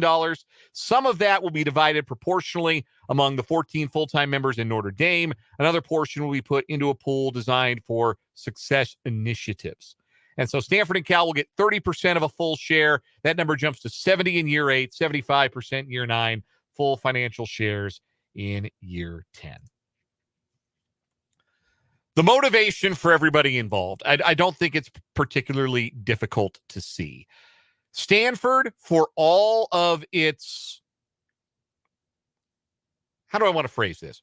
Stanford is not typically a football power and doesn't really care whether it's a football power or not at any given time. Football success is kind of like icing on cake for Stanford. If they're good at football, hey, great. If they're bad, well, that's just default Stanford for you. This is a program that missed a bowl game with John Elway at quarterback. Okay, that's what you're dealing with when you're dealing with Stanford Cardinal football historically. They had John Elway and did not go to a bowl because they lost a game in which the band was out on the field. You may be familiar. Anyway, Stanford, though, has a great, capital G, great athletic department. Women's basketball won a national championship. I think it might have been 2 or 3 years ago, but they are a recent national champion in women's basketball. They have one of the best women's soccer programs in the country. They have a standout softball program that played in the College World Series. Perhaps you were following along with interest because of the presence of Topeka's own Nyjah Kennedy in the circle for the Stanford softball team. They're really good at a lot of Olympic sports. But it's hard to maintain that if you aren't in a major conference. And going independent like Notre Dame for football, yeah, that doesn't really work for Stanford. Because Stanford football, it sure ain't Notre Dame football. Only thing they've got in common is a few years at Ty Willingham. So, and that they play every year, I guess. So this was the way for Stanford to maintain the strength of its athletic department as a whole, was to make sure that they had access to football money. They may not care a lot about football in Palo Alto, but they have to pretend to for the sake of funding everything else that makes their university stellar in athletics. They won the Directors Cup last year. They win the Directors Cup a lot. Or they're at or near the top just about every year. And Stanford, not unfamiliar with sending their school's athletic departments or athletic programs to far-flung places. Are you familiar with Stanford field hockey? I'll bet you're not. I'll be frank, I really wasn't until earlier. Field hockey, interesting sport. I watch that sport and I think, man, their backs must really hurt. This is the schedule for field hockey for Stanford because they play in the America East Conference. Not making that up. They play at the America East Conference. So they have road games this year, Stanford field hockey, at Ohio State, at Michigan State. Those aren't conference games. Here are the conference games. At New Hampshire, at Maine, at Cal, interestingly enough, Cal field hockey also in the America East, at Vermont, at Albany, at Bryant, and at UMass Lowell. They play one America East home game all year. It's against UC Davis, who, again, hilariously, is in the America East. All the rest of the field hockey league games for Stanford are played on the road because I don't think it's in Vermont's budget to send the field hockey team to Palo Alto. But Stanford's got enough money from football that they can do it. They can send field hockey to Burlington, Vermont, or Albany, New York, or Smithfield, Rhode Island, where Bryant is located. And if their players have to take a midterm at, I don't know, the airport Chick-fil-A in Chicago on a layover, then them's the breaks. But that's what you got to do to play field hockey at Stanford. So they're not, and Cal obviously is not entirely unaccustomed to this. For Cal's sake, it's a little bit of the same motivation as Stanford is. They want a piece of the athletic pie, and so they have to follow the money. And the money is in football, and so they had to get football a safe harbor. Nobody wants to actually be the University of Chicago, who was an original Big Ten member and then stopped playing big-time football. And Chicago is still an outstanding learning institution, one of the best universities we have in this nation. But it's a sporting afterthought because they play Division III football now. Nobody wants to actually do that. If anybody could, Stanford could and maintain their standing, their place in the world. They could go about being an Ivy that's not really in the Ivy League like that. Cal probably could too. Great academic reputation. Maybe not as sterling as Stanford's, but pretty great. Huge endowments, the whole thing. But if you want to keep the rest of your athletic department afloat, athletic departments that have produced Olympians, Olympic champions, national champions, you got to follow the money, so you got to find football a place to play big-time football. And they found that in the ACC. SMU is very different here. A text from the 913 asking how much SMU had to pay North Carolina State to switch their vote. I'm sure there are SMU boosters who might have come up with a little money if that's what it would have taken to get the vote to get in. You guys remember the Southwest Conference? God bless the old Southwest Conference. It was a wild time, right? The old Southwest Conference, 1914 to 1996. In the early 90s, the members of that conference, including Arkansas, Baylor, Rice, Texas, Texas A&M, SMU, TCU, Texas Tech, and Houston. That was the Southwest Conference, as chances are you knew it. Arkansas left after 1991. They joined the SEC to make 12 teams in the SEC. And then, of course, in 1996, the conference splintered. And Texas, along with Texas A&M and Texas Tech and Baylor, found a safe haven together in the Big 12. And they continue to play what you would call power conference football. TCU did not. TCU was a bit of a vagabond after that. They did the Conference USA thing. They did the Mountain West thing. Now they're doing the Big 12 thing and doing it well. It took them a while, but they got back into big boy football. Houston, they were nomads, vagabonds. Call them what you will. They played in the Metro Conference, played in the Conference USA. They were in the American for a little while. And now, as of this year, they're back playing big boy football too. They're back in the Big 12. Rice is in the AAC now. They were in the Conference USA for a really long time. I think they were in the WAC as well. It's okay if Rice doesn't play big-time football. That's not really what they are. They're not really a football school. They're not really an athletic school. They're a great academic institution there in Houston, but they don't mind so much. And more importantly, their alumni, their donor base doesn't mind so much that Rice doesn't play big-time football. Because really, outside of a few years in the grainy black and white era of college football, Rice was never really competitive. You want to take a wild guess how many times Rice won the Southwest Conference in football? I'm going to tell you this. It wasn't many. It was not many. So that leaves SMU, the only one of those teams from the former Southwest Conference that was not, but really wanted to be playing Power 5 football. And so this is what they've decided to do. We will roll over and show you our bellies, Atlantic Coast Conference. We won't take any TV money for 9 years. I don't know how they're going to float the athletic department in a way that they need to. I don't know how football expects to compete if they're not getting the financial resources that every other school in the conference is getting. Never mind all of their other sports, because, hey, let's be real honest. What's SMU good at? They had a moment in basketball when Larry Brown turned up as their head coach randomly. Not a great baseball school. They're better in football. They'll be actually kind of interesting to watch this year in the AAC. They'll be one of the friskier teams in that league. But I don't think they expect to compete. But this is what the donor base wants. So this is what the donor base gets. They want to play big boy football.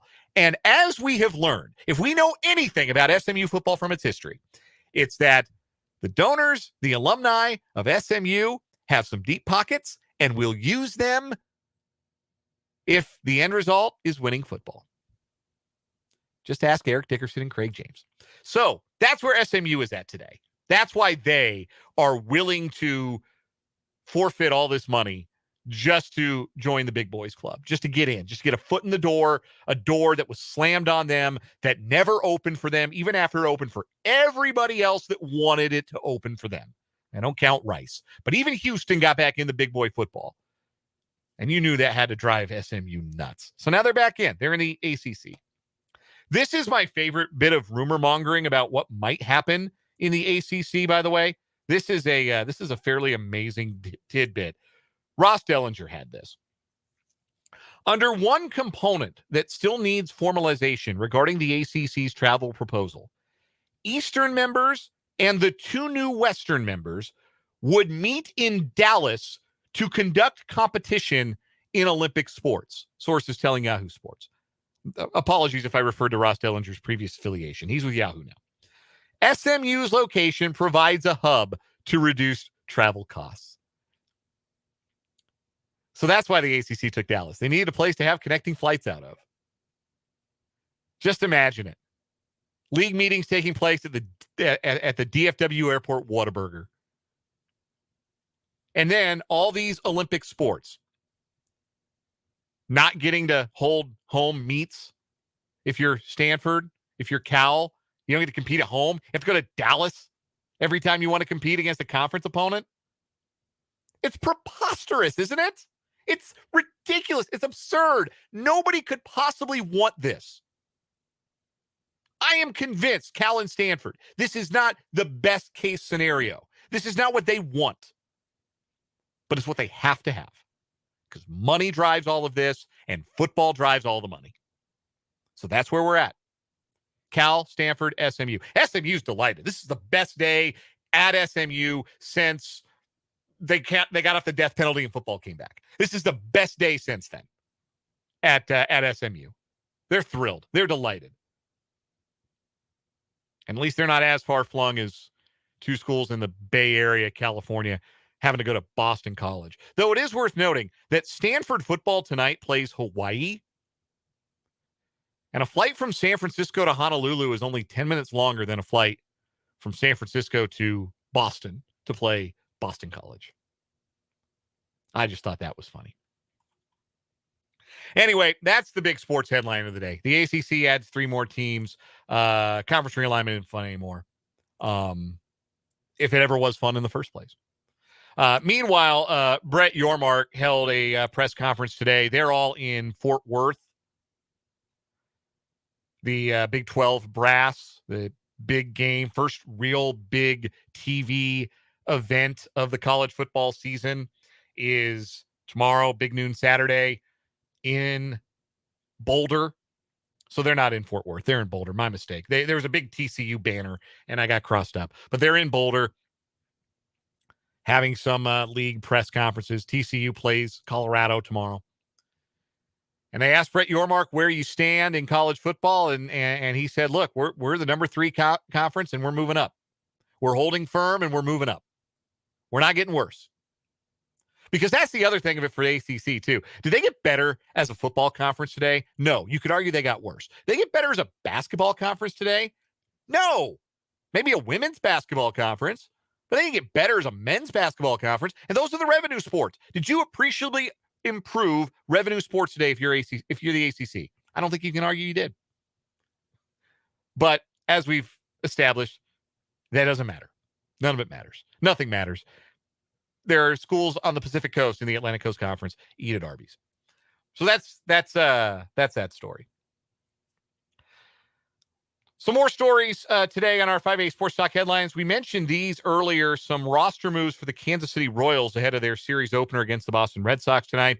This is September 1st. Rosters expand to 28 active players. The 2 players that are being called up to fill out the roster are Nick Lofton and Edward Olivares. Edward Olivares, you know. Nick Lofton, you may not, but we talked about him on yesterday's show. He was the 32nd overall pick in the 2020 draft out of Baylor. He was the 5th-ranked prospect in the Royal system, according to MLB Pipeline. Having a solid year at AAA Omaha, can play just about any position you ask him to. He's in the lineup tonight as the DH, batting 8th for the Royals as they take on the Red Sox. James MacArthur, also recalled from Omaha, the right-handed reliever. He takes Brady Singer's place on the 26-man roster. Brady Singer joining the paternity list today. Congratulations to Brady on the impending birth of a child, it sounds like. Good for him. Joe Barlow designated for assignment in a corresponding move as well. The Royals DFAing a reliever they'd picked up off the scrap heap from the Rangers and never appeared in a big league game for the big club. More headlines here on 580 Sports Talk. Did you catch last night the Braves and the Dodgers? You're going to have to stay up late if you want to watch Braves-Dodgers this weekend. It is out on the West Coast. I don't think last night's game ended until right around midnight Central Time. But the 2 best teams in baseball are playing each other in a 4-game series. Braves won the opener last night 8-7. They led 7-1 and then had to hang on for dear life. The Dodgers had the tying and winning runs on base with 1 out in the 9th, and Raisel Iglesias slammed the door.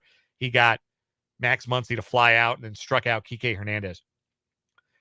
Anytime the 2 best teams in baseball play each other in a 4-game series in September, pretty cool occasion. Also a cool occasion to see baseball history last night, as Ronald Acuna Jr. hit his 30th home run of the season. It was a grand slam off of Dodgers starter Lance Lynn, and that makes Acuna the first player in the history of the major leagues to hit 30 home runs and steal 60 bases in a season. Now, we are running out of games, only 1 more month of games left, so it would take quite a home run heater, but 40-40 is still not out of the question for Acuna Jr. either. It's just a very exclusive club. I think it's Canseco, it's A-Rod, it's Alfonso Soriano, and Barry Bonds. Did Matt Kemp get there? No, it is just 4. Canseco, Bonds, A-Rod, and Soriano. Soriano, the last one to do it in 2006. Acuna got close in 2019, hit 41 homers that year, but only stole 37 bases. Obviously, there are new rules this year that have made it a little easier to steal bases. So there are some people that might be inclined to poo-poo Acuna's accomplishment regarding the steals. My rebuttal to that is, dude, just watch him play. He's so much fun to watch. I have said it before.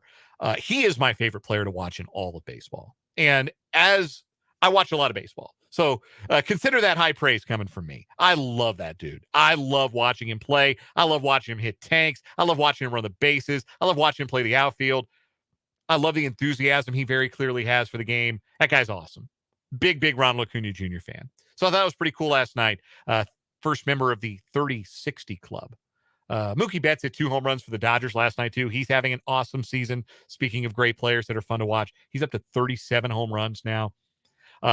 That's good baseball. And I don't know if any of the games are available. I don't know if they're going to be on national TV, if they're going to be I don't think Fox is doing a Saturday night game. I honestly don't know. But if you have MLB TV or if any of these games are on MLB Network or ESPN, I don't know the schedule because I'm kind of in football mode. But if you can get out of football mode and watch some baseball this weekend, watch those two teams because that's baseball at its highest level. That's what good baseball looks like. And if you're a fan of a bad team like I am, and I know many of you Royals fans unfortunately are as well, sometimes you need the refresher what good baseball looks like. So you get to see some this week at Dodger Stadium. That's going to do it for our 580 Sports Talk headlines. We're going to take a short break here on the program. When we come back, mention Andy Reid spoke to the media earlier this afternoon. We'll hear from Big Red next as 580 Sports Talk continues.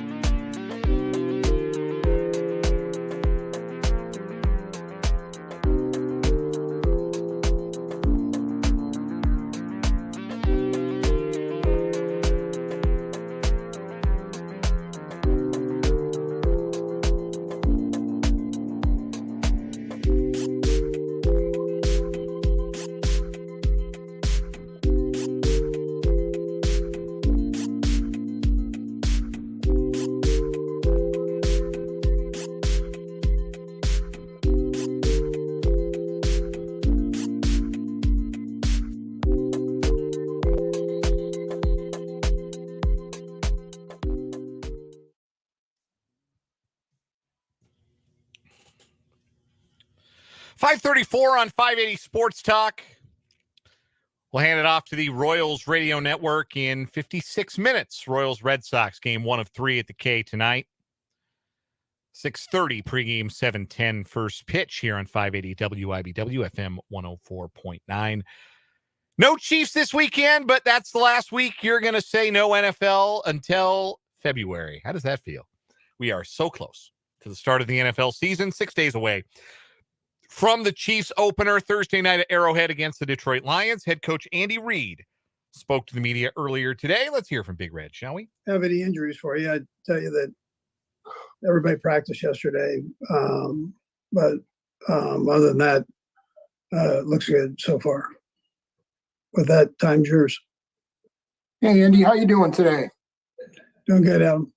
Good. Hey, the 7 wide receivers, do you see a role for all those guys as the season rolls along, or how do you plan to split up that playing time? And Brad, I'll have a second question as well. Yeah, so we're kind of going through all that now. There's a chance, though, that we have all 7 up. Yeah. And Chris Oladukan, you kept him on the practice squad instead of Shane, or I don't know if it was a choice or not. Was it a choice, number one? And why did you make that move if it was? And what do you like about Chris? Yeah, so Chris is a good football player. He doesn't have a lot of experience now, but he's gaining it. And you saw his athletic ability and his arm and so on through the preseason. Did a nice job of that. Shane made a decision to go to Buffalo, and that it's a good new start for him. And I'm sure that's kind of what he was thinking about. Coach, it looks like you guys are moving forward now that, Chris is still not with you. Just what's the confidence level that you have with the defensive line room as is, and especially on the inside there, especially given the trade for Farrell? Yeah, so I would tell you that, you move on. I mean, it's as a coach, when the player's not here, then you the next guy is up and rolling. Chris is a great player, but we've got other good players. They'll have to step their game up to fill the role of defensive tackle, defensive end, and so on. Everybody just has to play their best, and then you work through it. But to think that you're going to fill in for Chris, I mean, that's not what you're doing. You're just the next man comes up, and you try to utilize his strengths and let him get in there and play. And we've had success doing that. And so we'll do it again. I know the guys are excited to get in and play. Hey, Andy, have you been given any indication one way or another whether or not Chris will be showing up over the next week? No. There's no indication. So either way, they talked the other day. And I know Brad filled you in on that. So, I'm just working with the guys we have and making sure we're set there. And then just whenever he might arrive, how long do you figure it might take a player who's missed all of training camp and all of this point to get back in playing shape to where you'd be confident putting him back in the lineup and on the field? Yeah, well, one thing about Chris is he keeps himself in good shape. So I would anticipate, I haven't seen him, but I'd anticipate that he'd come back in relatively good shape, but just he kind of working himself into football shape. And as long as he's physically in good shape, you can kind of start working him in and getting him going. Then you play it by ear and eyes after that and see where he's at. Hey, Coach, I understand and get, that an NFL locker room's a kind of a different work environment than most of us can understand. But Travis, said that with Chris' situation that he wants him back, but he also said, I don't get it. Is there a sense that you feel that that's a similar philosophy that maybe a lot of the players have? And is it something you share too? Yeah. So listen, everybody makes their own decisions. I mean, that's the way it is in life. That's the way it is in football. And, certain guys do it one way, certain guys do it another way. Chris has chosen to go this route. Some other guys have chosen to get their deals done and come in and play. So I'm not here to criticize one way or the other. We've had a lot of success with the guys that we have, and we go with it. And so my standpoint is we got a heck of a Lions team coming in here, and with the guys we've got, we're going to get those guys ready to play against the Lions, and I know they'll be fired up to play. And other than that, I take the distractions and throw them out the door, and let's get on with what's real. And that means the guys that are here and the guys that that the Lions they're going to show up with a good football team. And Brad, I'll have a follow up here on this one. Andy, first for you, you've been on both sides of the field for Banner Night in New England in 2017 and then at home in 2020. What's that like being on both sidelines, the event, the atmosphere and everything, and trying to kind of focus in on playing football after celebrating a banner? Yeah, that again, for us, once we got done with the ring ceremony, we've kind of focused in on the job at hand. I mean, there's a number of guys that weren't part of that team, and so I've stressed about I mentioned that before, and I've stressed to our guys it's a new year, so the ceremony is probably more for the fans than it is for the team itself.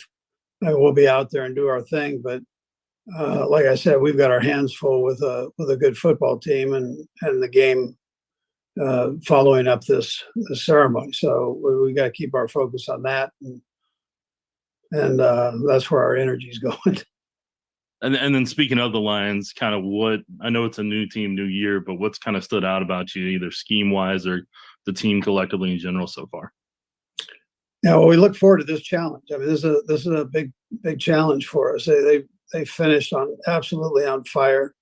They play aggressive football. Dan's done a great job up there with his guys, and so I know we've got to really have a great week of preparation going forward. And between Aaron and Ben, they've got good coordinators, so both their schemes are good on both sides of the ball. And they, like I said, they've got good talent. So our guys will come in here and focus on that. They'll study the players and they'll study the schemes. And by the time we get to Thursday, we'll have all the different situations down. So it's a normal week. Today for me is a Monday, in the football world. So that's how we're doing it as a staff. The players are off on Mondays during the season if it's a Sunday game. So we'll start the regular week tomorrow with the players in here lifting, doing their stuff there. And then we'll follow up with our Wednesday, Thursday practice from there. Coach, on the Lions last year, it looked like they kind of struggled defensively. As you've looked at them through the preseason, what improvements does it look like they've made, and what sort of a challenge defensively specifically will it be for you guys? Yeah, they kind of answered that midway through the season. I thought they were really playing good football as it went down the stretch there defensively. And I know they've made some upgrades, to that defense. And some of the players we know, one of their safeties was in the Super Bowl against us. So anyway, there are players there that I'm familiar with. They're really good football players. So we've got to be sharp from an offensive standpoint. Last thing for me on Chris, is there a point where you may want to get involved, or Brett may want to get you involved, or are you totally out of that side of that now that you don't have personnel stuff like you were doing in Philly? Yeah, I'm not going to get into that, whether I've been involved or not involved. I just, it's ongoing. I think Brett explained it the best. So, I mean, but it's an ongoing thing. We just, right now, obviously my focus is on, on what we've got here. And I mean, you guys been around me long enough to know how I roll with that. And that's where I'm going. I let Brett do his job, and the guys, his guys over there, I have full trust in them and the way they're going about it. So. That's Andy Reid from earlier today, his press conference / Zoom meeting with reporters. If I could sum it up in 3 words, it would be these: next man up. Doesn't sound altogether concerned about the Chris Jones situation because he's got a football team to prepare for a game in 6 days. And whether Chris Jones is part of that or not is not up to Andy Reid. It is up to Chris Jones. So he's focused on the guys who are there, and I do not blame him. And I said earlier on today's show, I don't believe that the Chiefs are going to be distracted in any meaningful way by Chris Jones's absence. They will be affected just by virtue of the absence of a great player, but they will not be distracted. It will not affect them or impact them mentally. And that's a function of Andy Reid and how focused he's going to have those guys when Thursday comes. Take a quick break here on 580 Sports Talk. We'll come back, tell you what's going on in football this weekend, starting with tonight's high school affairs in the county. And we'll wrap up the show with a final word eventually as well. You're listening to 580 Sports Talk.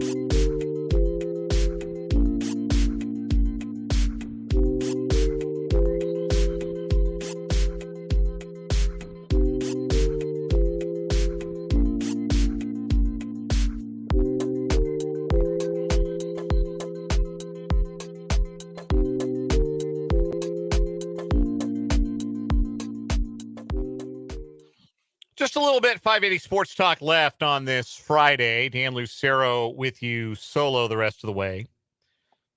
Do have some overtime coming up in case you missed our conversation with Matt Derrick of ChiefsDigest.com, our Chiefs insider. We're going to re-rack that one for you in the 6 o'clock hours. We take you up to Royals baseball. Pre-game coverage at the bottom of the hour, 6:30. First pitch from the K at 7:10 tonight as the Royals take on the Red Sox. Jordan Lyles on the mound for the Royals. So if you're sitting in the outfield at the K tonight, I hope you brought your glove because you might get a souvenir. Jordan Lyles does lead the league in home runs allowed. Anyhow, football's back. Did you guys get a chance to watch any of it last night? I enjoyed greatly the outcomes of the Florida-Utah game and the Nebraska-Minnesota game. And not just because I benefited financially from Utah and Nebraska covering point spreads. Utah was 4.5-point favorites. They scored in the first play of the game, never really looked back. Their offense didn't do anything in the second half. It didn't have to. Florida looks bad. Like I texted Brendan at one point during the second half of the Florida-Utah game. I said, does Florida, do you think they practiced? They didn't look like they practiced. Illegal formation penalties all over the place. Their offense, their passing game consisted of screen passes or deep shots and nothing in between. It was Graham Mertz taking the ball and throwing it immediately, or Graham Mertz taking the ball and throwing it immediately, but further down the field. Because if he didn't do that, he was going to get sacked. Florida got bullied on both lines of scrimmage. Utah didn't have their starting quarterback, Cam Rising. They didn't have their best playmaker, tight end Brant Keithy, and it did not matter. Utah backhand slapped Florida all the way back across the Rocky Mountains. Shout out to Utah. They're going to make the Big 12 so much more fun when they get here next year. Also, Minnesota beat Nebraska. It was a wretched game.